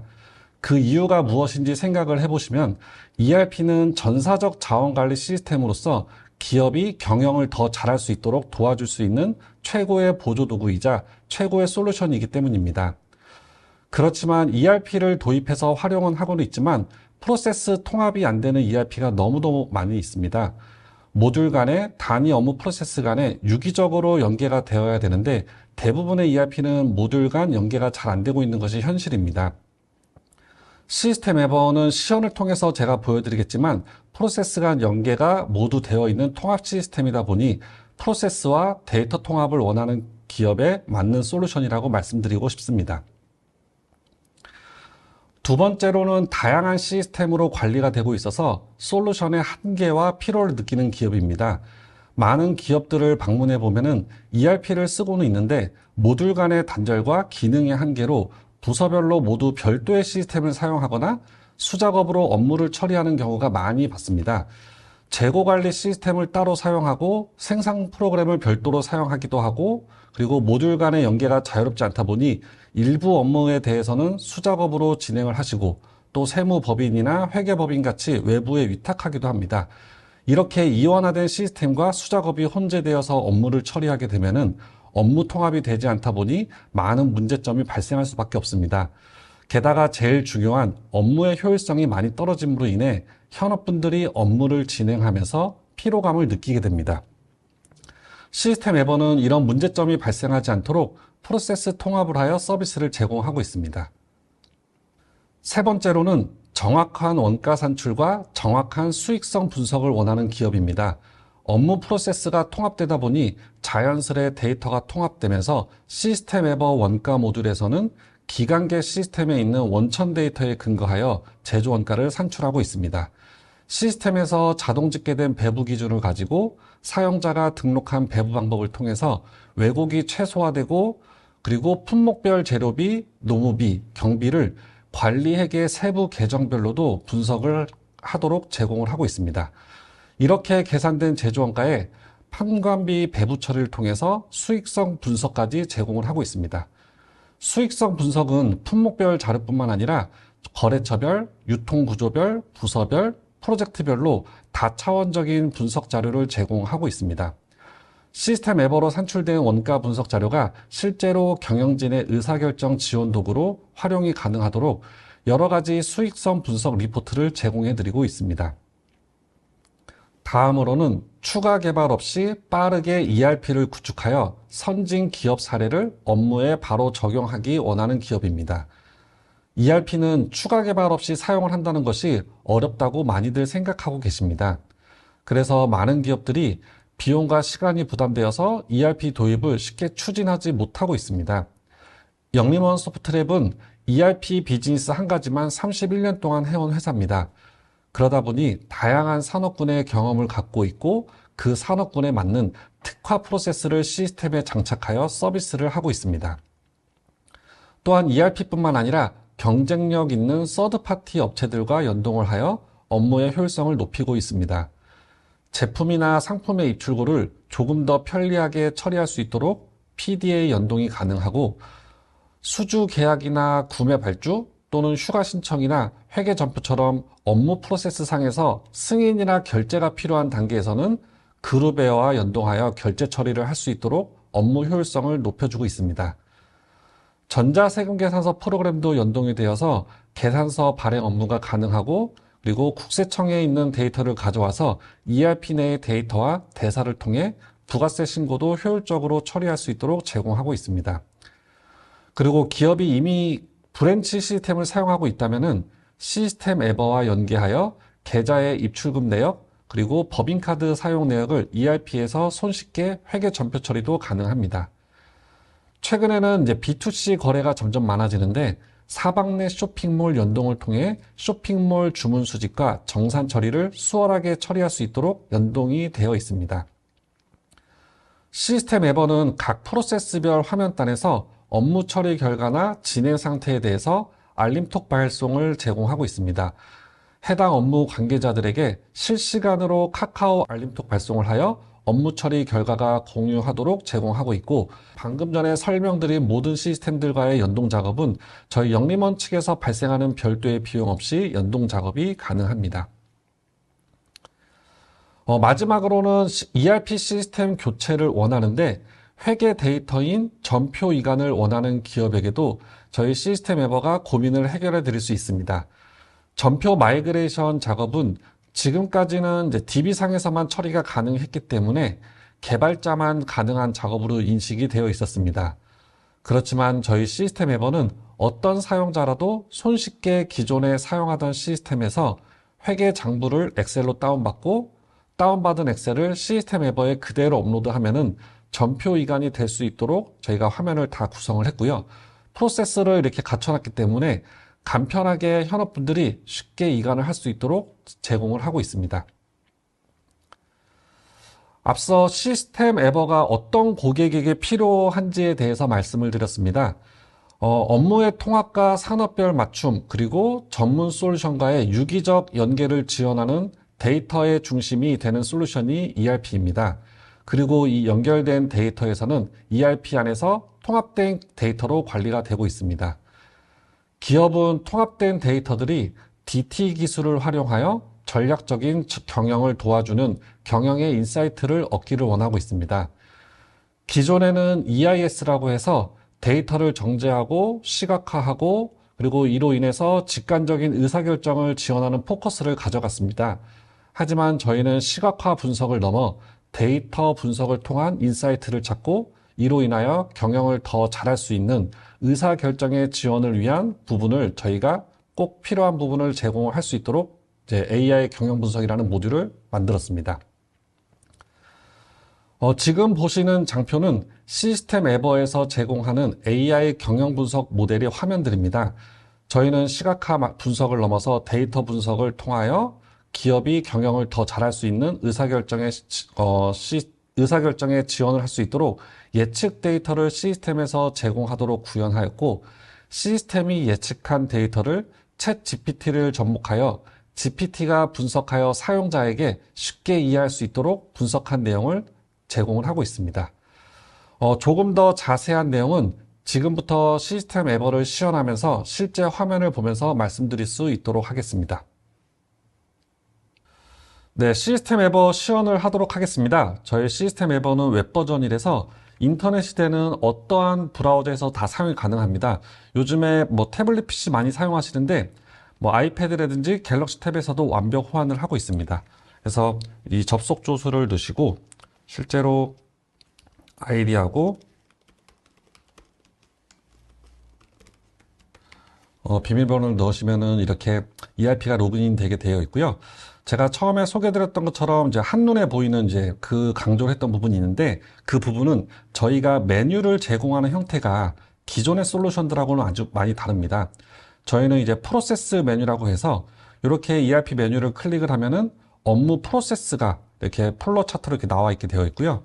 여기에 있는 아이콘들을 클릭을 하면은 실제로 ERP 화면이 오픈되는 이런 메뉴를 제공을 하고 있습니다. 그러다 보니까 현업분들이 ERP를 사용하시면서 내가 어떤 행위를 하고 나면은 그 다음에 어떤 프로세스로 연계가 되는지, 그 다음에 요 다음 프로세스는 어떤 프로세스인지 요거를 쉽게 한눈에 알아볼 수 있도록 제공을 하고 있고요. 그 다음에 저희 시스템의 특장점 한 가지만 더 말씀을 드리고 프로세스를 설명드리도록 하겠습니다. 보통 ERP를 하실 때 사실은 ERP는 자동화 솔루션이 아니잖아요. 저희가 원천 데이터를 하나하나 다 입력을 하셔야 되는데, 그 데이터 입력을 하실 때 현업분들이 이제 편하게 입력할 수 있도록 저희는 모든 화면이 이렇게 엑셀 형태로 제공을 하고 있습니다. 그래서 엑셀이나 아니면 다른 워드나 이런 데 데이터가 있다라고 하시면은 거기에 있는 데이터를 이렇게 긁어서 복사해가지고 붙여넣기를 하면은 데이터가 그대로 붙여넣기가 되도록 되어 있고요. 뭐 아니면 엑셀처럼 뭐 자동 증가 아니면은 합계 이런 것들도 다 시스템 내에서 이제 구현이 되다 보니까 업무를 하시면서 ERP 데이터를 넣으실 때 좀 가장 편리하게 넣을 수 있도록 제공을 하고 있습니다. 그리고 이제 엑셀 호환이 잘 된다라고 말씀을 드렸는데, 얼마만큼 엑셀 호환이 잘 되냐면은 요거는 이제 조회하는 화면입니다. 조회하는 화면에서 저희는 이제 필터가 먹습니다. 하고 필터가 없는 ERP에서는 상단의 조회 조건을 통해서만 내가 원하는 데이터를 넣고 찾아낼 수가 있었는데, 저희는 이렇게 필터가 먹기 때문에 뭐 거래처에 가가지고 내가 뭐 원하는 값을 이렇게 넣으시면은 넣으면은 이 넣은 값에 대해서 필터링이 걸려서 이렇게 볼 수 있고, 그리고 뭐 담당자도 나는 뭐 한 사람 것만 이렇게 보고 싶다 이런 식으로 필터를 걸어서 내가 입력한 데이터도 수월하게 찾을 수 있는 게 저희 시스템의 특장점입니다. 그러면 저희 일반 제조 프로세스를 이제 설명드리도록 하겠습니다. 저희는 이제 주문 생산 베이스의 프로세스를 제공을 하고 있고요. 이제 첫 단의 영업에서 수주가 되면은 시스템에 수주라는 걸 등록을 하게 되고, 그 다음에 등록한 수주를 시스템에서 가용 재고 파악이 되도록 제공을 하고 있습니다. 그래서 재고가 없다라고 하면은 뭐 상품인 경우는 바로 구매 요청을 할 수 있도록 저희가 제공을 하고, 만약에 제품일 경우는 저희가 생산 의뢰를 할 수 있도록 제공을 하고 있습니다. 그래서 제품이라 가정을 하고 저희가 생산 의뢰를 등록을 하면은 이제 생산관리 담당자는 저희 시스템에서 등록된 의뢰건을 파악을 해가지고 생산 계획을 수립을 합니다. 그래서 생산 계획을 수립을 하고 나면은 우리가 생산에 투입돼야 될 이제 자재를 우리가 MRP라고 보통 얘기를 많이 하죠. 그래서 MRP도 산출을 시스템에서 자동으로 해서 구매 요청까지 생성을 하도록 제공을 하고 있고요. 이렇게 생성된 구매 요청은 이제 구매 담당자에게 이제 전달이 되어서 담당자는 이제 구매 요청건 온 거를 확인을 해서 이제 발주가 나가야 된다라고 하면은 품위를 진행을 할 수가 있습니다. 저희 아이콘 요 상단에 요런 배지가 있는데요. 요 배지는 요 단계에서는 이제 전자결제가 연동을 해서 이제 결제를 꼭 필수로 타야 된다는 그런 뜻입니다. 그래서 품이라는 걸 작성해서 전자결제로 보내서 그룹웨어 상에서 결제가 끝나면은 시스템에서 발주서는 자동으로 생성이 됩니다. 그래서 이때도 프로세스가 이제 나눠지는데, 이제 국내 내수 매입이라고 생각을 하고 이제 저희가 발주서를 만들어주면은 구매 발주서도 실제로 시스템에서 이메일로 제가 PDF 형태로 협력업체에 보낼 수가 있고요. 차후에 협력업체에서 물건을 납품해서 갖고 오면은 저희 시스템에 납품 데이터를 등록을 하고, 이 이제 납품 문건이 품질 검사를 거쳐야 된다. 그러면은 이제 구매 검사관리를 통해서 입고 처리를 하고, 이제 월말에 협력업체에서 세금 계산서를 끊어오면은 저희 시스템에 입고된 데이터랑 비교를 해가지고 매입 전표를 여기서 자동 전표로 만듭니다. 이렇게 자재가 들어오면은 우리가 아까 수립했던 생산 계획을 토대로 작업이 진행이 가능하겠죠. 이제 생산을 이제 진행할 때도 사내에서 생산을 하는지 사외에서 생산을 하는지에 따라서 프로세스가 나눠지도록 되어 있습니다. 그래서 사내에서 생산을 한다라고 하면은 작업 지시라는 거를 내리고, 작업 지시를 토대로 현장에서는 자재를 불출받아서 가져가면은 작업이 끝나고 나서 시스템에서 생산 실적을 등록하도록 되어 있습니다. 그러면은 생산 실적을 등록을 하고 또 검사가 있다라고 하면은 검사 공정을 거쳐서 최종적으로 입고, 그럼 생산 입고가 돼서 수불부에 내가 생산한 반제품이라든지 제품이 수불부에 기록이 되도록 되어 있습니다. 그리고 이제 사외에서 생산하는 경우는 우리가 수립한 생산 계획을 토대로 외주 프로세스로 넘어가도록 되어 있습니다.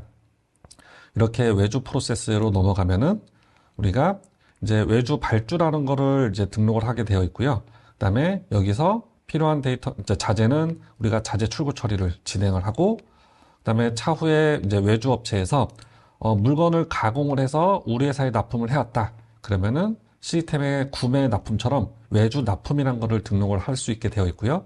이때도 우리가 외주 검사 처리를 할 수 있도록 검사 프로세스를 제공을 하고 있습니다.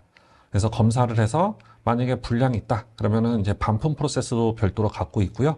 뭐 정상적으로 양품이었고 문제가 없다라고 하시면은 시스템에서 입고 처리를 하고 거기에 소요된 자재 출입 처리를 진행을 하고, 이제 구매와 똑같이 월말에 이제 외주 업체에서 이제 외주 가공비에 대한 이제 계산서를 끊어오면은 저희 시스템에서 외주 입고 정산 처리를 진행하면서 외주 가공비에 대한 회계 전표도 자동 전표로 처리할 수 있도록 프로세스를 제공하고 있습니다. 이렇게 생산이 되면은 이제 재고가 쌓여서 차후에 우리가 처음에 등록했던 수주에다가 이제 물건이 있으니까 이제 출하를 할 수 있겠죠. 그래서 출하 의뢰라는 거를 진행을 하고, 출하 의뢰에서 이제 거래 명세서로 점프를 해서 요 단계에서 저희 시스템에서 재고가 빠지도록 되어 있습니다. 그래서 거래 명세서를 통해서 실제로 물건을 출고 처리를 하고, 그다음에 우리가 이제 데일리로 이제 계속 물건이 나가겠죠. 그러면은 우리가 이번에 나갔던 물건들을 뭐 선택을 해가지고 월말에 매출 처리할 이제 그런 건들을 선택을 해가지고 세금 계산서 발행으로 넘어갑니다. 그럼 여기서 세금 계산서 발행 정보도 등록을 하고, 그다음에 매출 전표도 이때 자동 전표로 만들어집니다. 제가 이제 전표 화면들을 다 스킵하고 넘어왔는데, 뭐 샘플로 실제로 전표 화면을 한번 보시면은 우리가 언제 나간 거래 명세서 건들에 대해서 며칠자로 세금 계산서를 발행을 하겠다라고 해서 데이터를 등록하고 저장하시면은 이 단계에서 이렇게 자동 전표가 만들어집니다. 그러면 매출 전표도 시스템이 다 자동 분계로 해서 만들어지게 되어 있고요. 뭐 현업분들이 이제 전표를 작성을 해야 된다라고 하시면은 많이 두려워하세요. 회계 지식이 없는데 내가 어떻게 회계 전표를 작성하냐라고 이제 고민이 많으신데, ERP 내 프로세스에서 나오는 모든 전표들은 자동 전표입니다. 그래서 현업분들이 회계 지식이 뭐 그렇게 없다 하더라도 전표 작성하는 거는 시스템이 다 자동으로 처리를 해주고 있습니다. 이렇게 매출 전표까지 처리를 하게 되면은 그 다음에 실제로 전자세금에서 발행을 해야 된다. 그러면 이 화면에서 저희가 매출 처리한 건들만 조회가 돼서 고객사 구매 담당자한테 이메일도 바로 날아가고 홈택스에도 데이터가 꽂히도록 전자세금에서 발행을 할 수 있도록 저희가 제공을 하고 있습니다. 이렇게 이제 데일리로 뭔가 부서별로 이제 업무를 이제 막 입력을 하겠죠, 데이터를. 그러면은 저희가 월말에는 이제 회계팀에서는 이제 결산이라는 거를 진행을 합니다. 그러면은 이제 결산을 하면은 시스템에서 저희가 이제 제조원가를 이제 자동으로 처리할 수 있도록 제조원가 결산 처리라는 이제 기능을 제공을 하고 있고요. 실제로 저희 시스템을 통해서 결산하실 때 시간이 아무리 오래 걸려봤자 5분이 안 걸립니다. 보통 결산 처리하는 게 5분이 안 걸린다라고 하시면은 이제 오해할 수도 있는데 사실 여기까지 오는 과정은 어렵긴 합니다.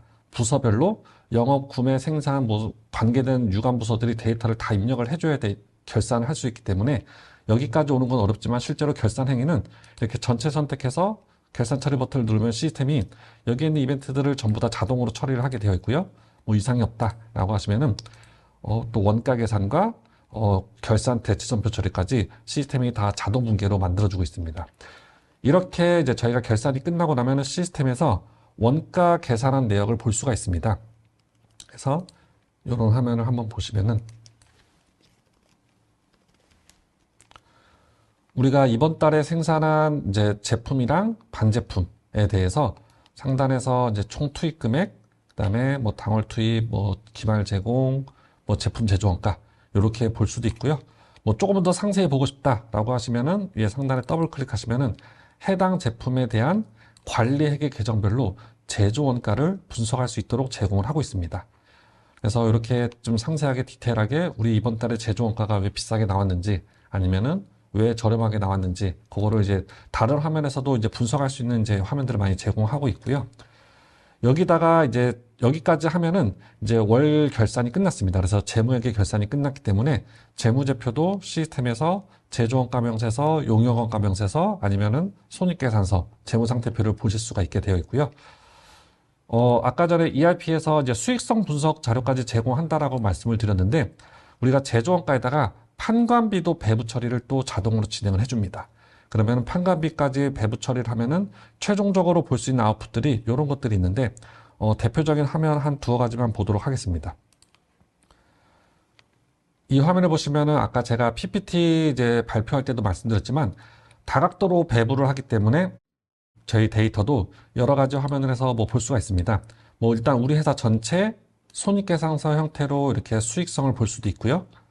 아니면 우리가 영업 부서별로 영업 1팀이 얼마를 했는지, 그 다음에 영업 이익률은 판가 대비 몇 프로가 나오고 있는지, 아니면 이 팀의 경우도 어떻게 되는지, 이렇게 부서별로도 볼 수가 있고, 아니면은 뭐 우리가 유통구조별, 뭐 백화점이라든지 도매점, 소매점, 유통구조도 이제 정의하기 나름인데요. 유통구조별로 보기도 하고, 아니면은 실제로 거래처별로, 우리가 뭐 예를 들어 농심이란 거래처에는 뭐 상품만 팔았는데 얼마를 팔았고, 그다음에 판관비 배부가 얼마가 돼서 최종적으로 영업이익이 얼마가 나고 있는지 이런 것들도 볼 수가 있고, 예를 들어 하이마트 가락동점 여기는 우리가 또 제품만 팔았네요. 그래서 제품에 대한 원가율은 얼마인지, 그다음에 판관비 배부를 얼마 받아서 영업이익이 얼마가 나고 있는지 이런 식으로 다각도로 제공을 하고 있고, 그다음에 뭐 아이템 카테고리별로 볼 수도 있지만 저희는 제품 개개별 제품 원천별로도 다 볼 수가 있습니다.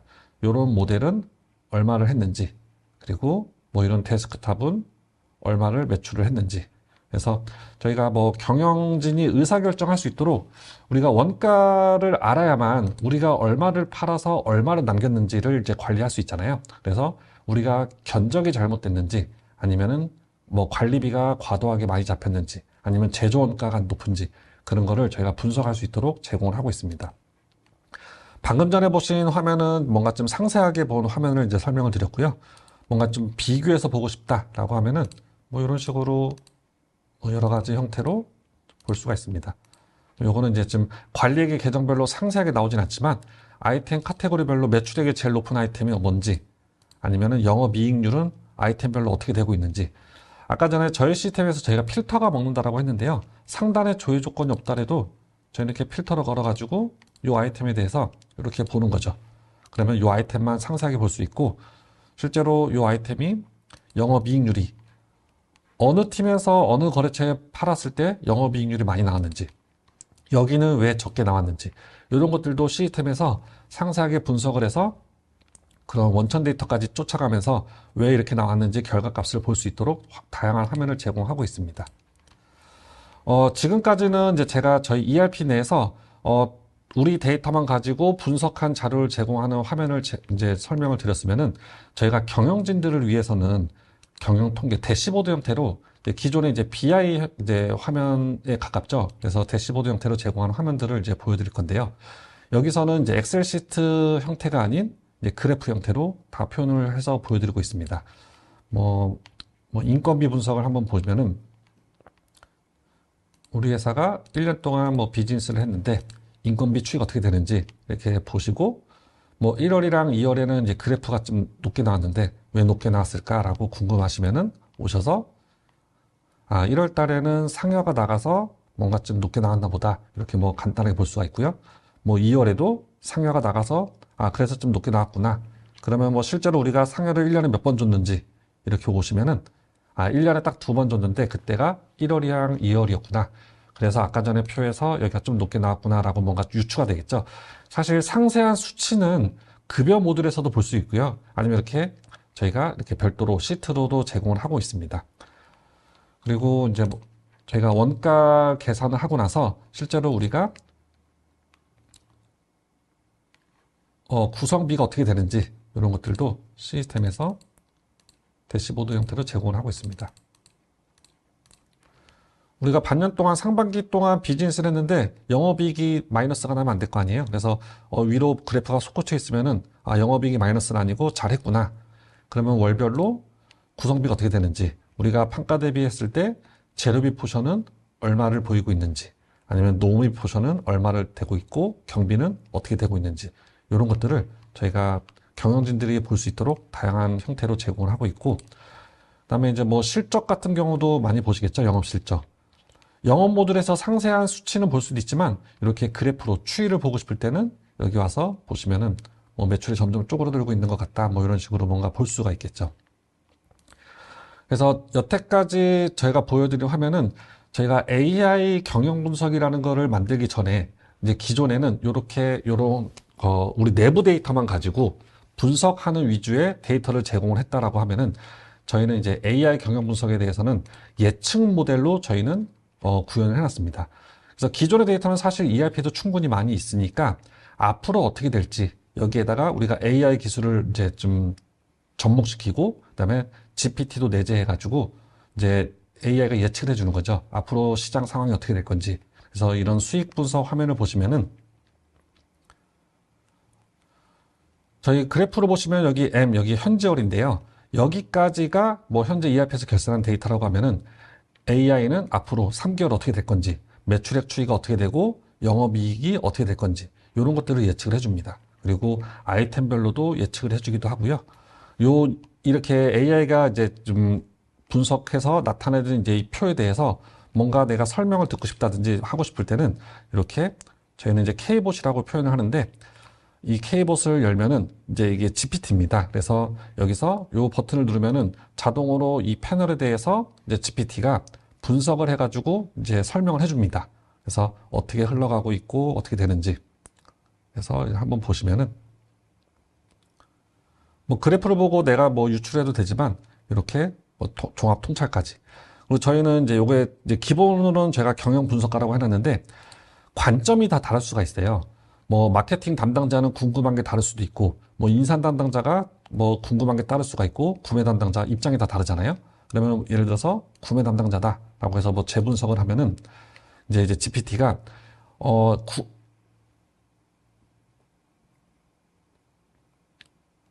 이렇게 제가 방금 전에 인사 담당자를 클릭했었나요? 네, 인사 담당자 기준으로 맞네요. 이런 통찰을 또 얘가 써줍니다. 그래서 뭔가 보상을 조직에 대해서 하는 게 좋다. 뭐 동기부여를 하는 게 높이는 게 중요하다. 이런 식으로 이제 설명을 해주죠. 사실 여기다가 뭐 이 패널뿐만 아니라 궁금한 내용을 뭐 텍스트로 입력을 하시면은 뭐 GPT에서 검색되는 내용도 여기서 다 조회가 되도록 되어 있고요. 그다음에 뭐 수요 예측, 우리가 앞으로 어떤 아이템이 잘 팔릴 건지, 그래서 품목별로 수요가 어떻게 될 거다라고 그래서 AI가 예측을 해주기도 하고요. 그리고 이제 경영지표 분석. 이런 것들은 우리가 시뮬레이션을 보통 많이 합니다. 우리가 뭐 매출액이 얼마가 상승을 하고 원가율이 얼마가 상승을 하고 뭐 관리비도 늘겠죠? 매출이 늘었으면은 이렇게 늘었을 때 시뮬레이션한 결과값에 대해서 순수익이 어떻게 되는지, 그다음에 현재 회계월이랑 차이가 얼마가 나고 있는지 이런 것들을 여기서 쉽게 한눈에 알아볼 수 있도록 제공하고 하기도 하고요. 그리고 이제 뭐 빅데이터 모델이라고 해서 저희가 외부 시장의 데이터를 갖고 와가지고 외부 데이터를 갖고 와서 우리 데이터와 접목을 시켜서 어떻게 될 건지 예측을 해주는 그런 분석 모델도 저희가 제공을 하고 있습니다. 저희가 여기 안에 데모 데이터를 만든 거는 이제 식품 회사로 이제 만들어 놨는데 보시면은 이제 내가 세팅한 회사와 동종 업종의 데이터를 끌고 와서 비교해서 보여줍니다. 지금 요거는 약간 한계점이 있습니다. 저희가 다른 회사 재무제표를 갖고 올 수 있는 원천이 사실 이제 다트에 한정되어 있기 때문에 상장사 기준으로만 현재는 불러올 수가 있게 되어 있고요. 그다음에 뭐 내가 추가로 궁금한 회사가 있다라고 하시면은 이제 저희 K봇에다가 내가 궁금한 회사를 추가해줘라고 하면은 그 회사 데이터도 긁어와서 우리 회사랑 같이 비교해서 데이터를 보여주기도 하고요. 그리고 외부 지표 모델, 요거는 이제 주가 지수와 그다음에 뭐 환율 이런 거 상관관계를 따져서 뭐 나스닥이 뭐 강세를 보였을 때는 어떻게 되는지 아니면은 약세를 보였을 때는 어떻게 될 건지 환율 상관관계에 따라서 뭐 유로당 엔화가 이렇게 뭐 강세를 보이거나 약세를 보일 때 이것도 AI가 다 그런 이제 상관관계를 따져가지고 예측을 해주고 있습니다. 이것뿐만 아니라 저희가 이제 BSI 지수라고 하죠. 경기지표 모델이라고 해서 BSI 지수를 갖고 와서 그 전망에 따른 이제 추이도 이제 AI가 예측을 해서 우리 회사에 긍정적인 영향을 미칠지 부정적인 영향을 미칠지도 전망을 해서 예측을 해주고 있습니다. 그래서 저희 요즘에는 이제 AI 기술이 다양한 산업군에서 이제 접목이 돼서 이제 많이 이제 서비스를 하고 있는데 저희 영림원 같은 경우는 이 수요 예측 모델에 이제 포커스를 맞춰서 AI를 경영 분석 모델을 제공을 하고 있습니다. 오늘 제가 발표해드릴 이제 부분은 이제 여기까지인 거고요. 혹시 뭐 궁금한 점이 있으시거나 하시면은 저희 뭐 웨비나 이제 댓글창에다가 남겨주시거나 아니면 저희 영림원으로 문의를 해주시면은 저희가 이제 문의 주신 모든 글에 대해서 저희가 답변을 드리도록 하겠습니다. 네, 이렇게 저희 시스템 에버 AI 경영 분석 모델에 대해서 소개를 해드렸습니다. 오늘 웨비나 이렇게 참관해 주셔서 감사드리고요. 다음에 또 좋은 자리가 있으면은 여러분들께 인사드리도록 하겠습니다. 감사합니다.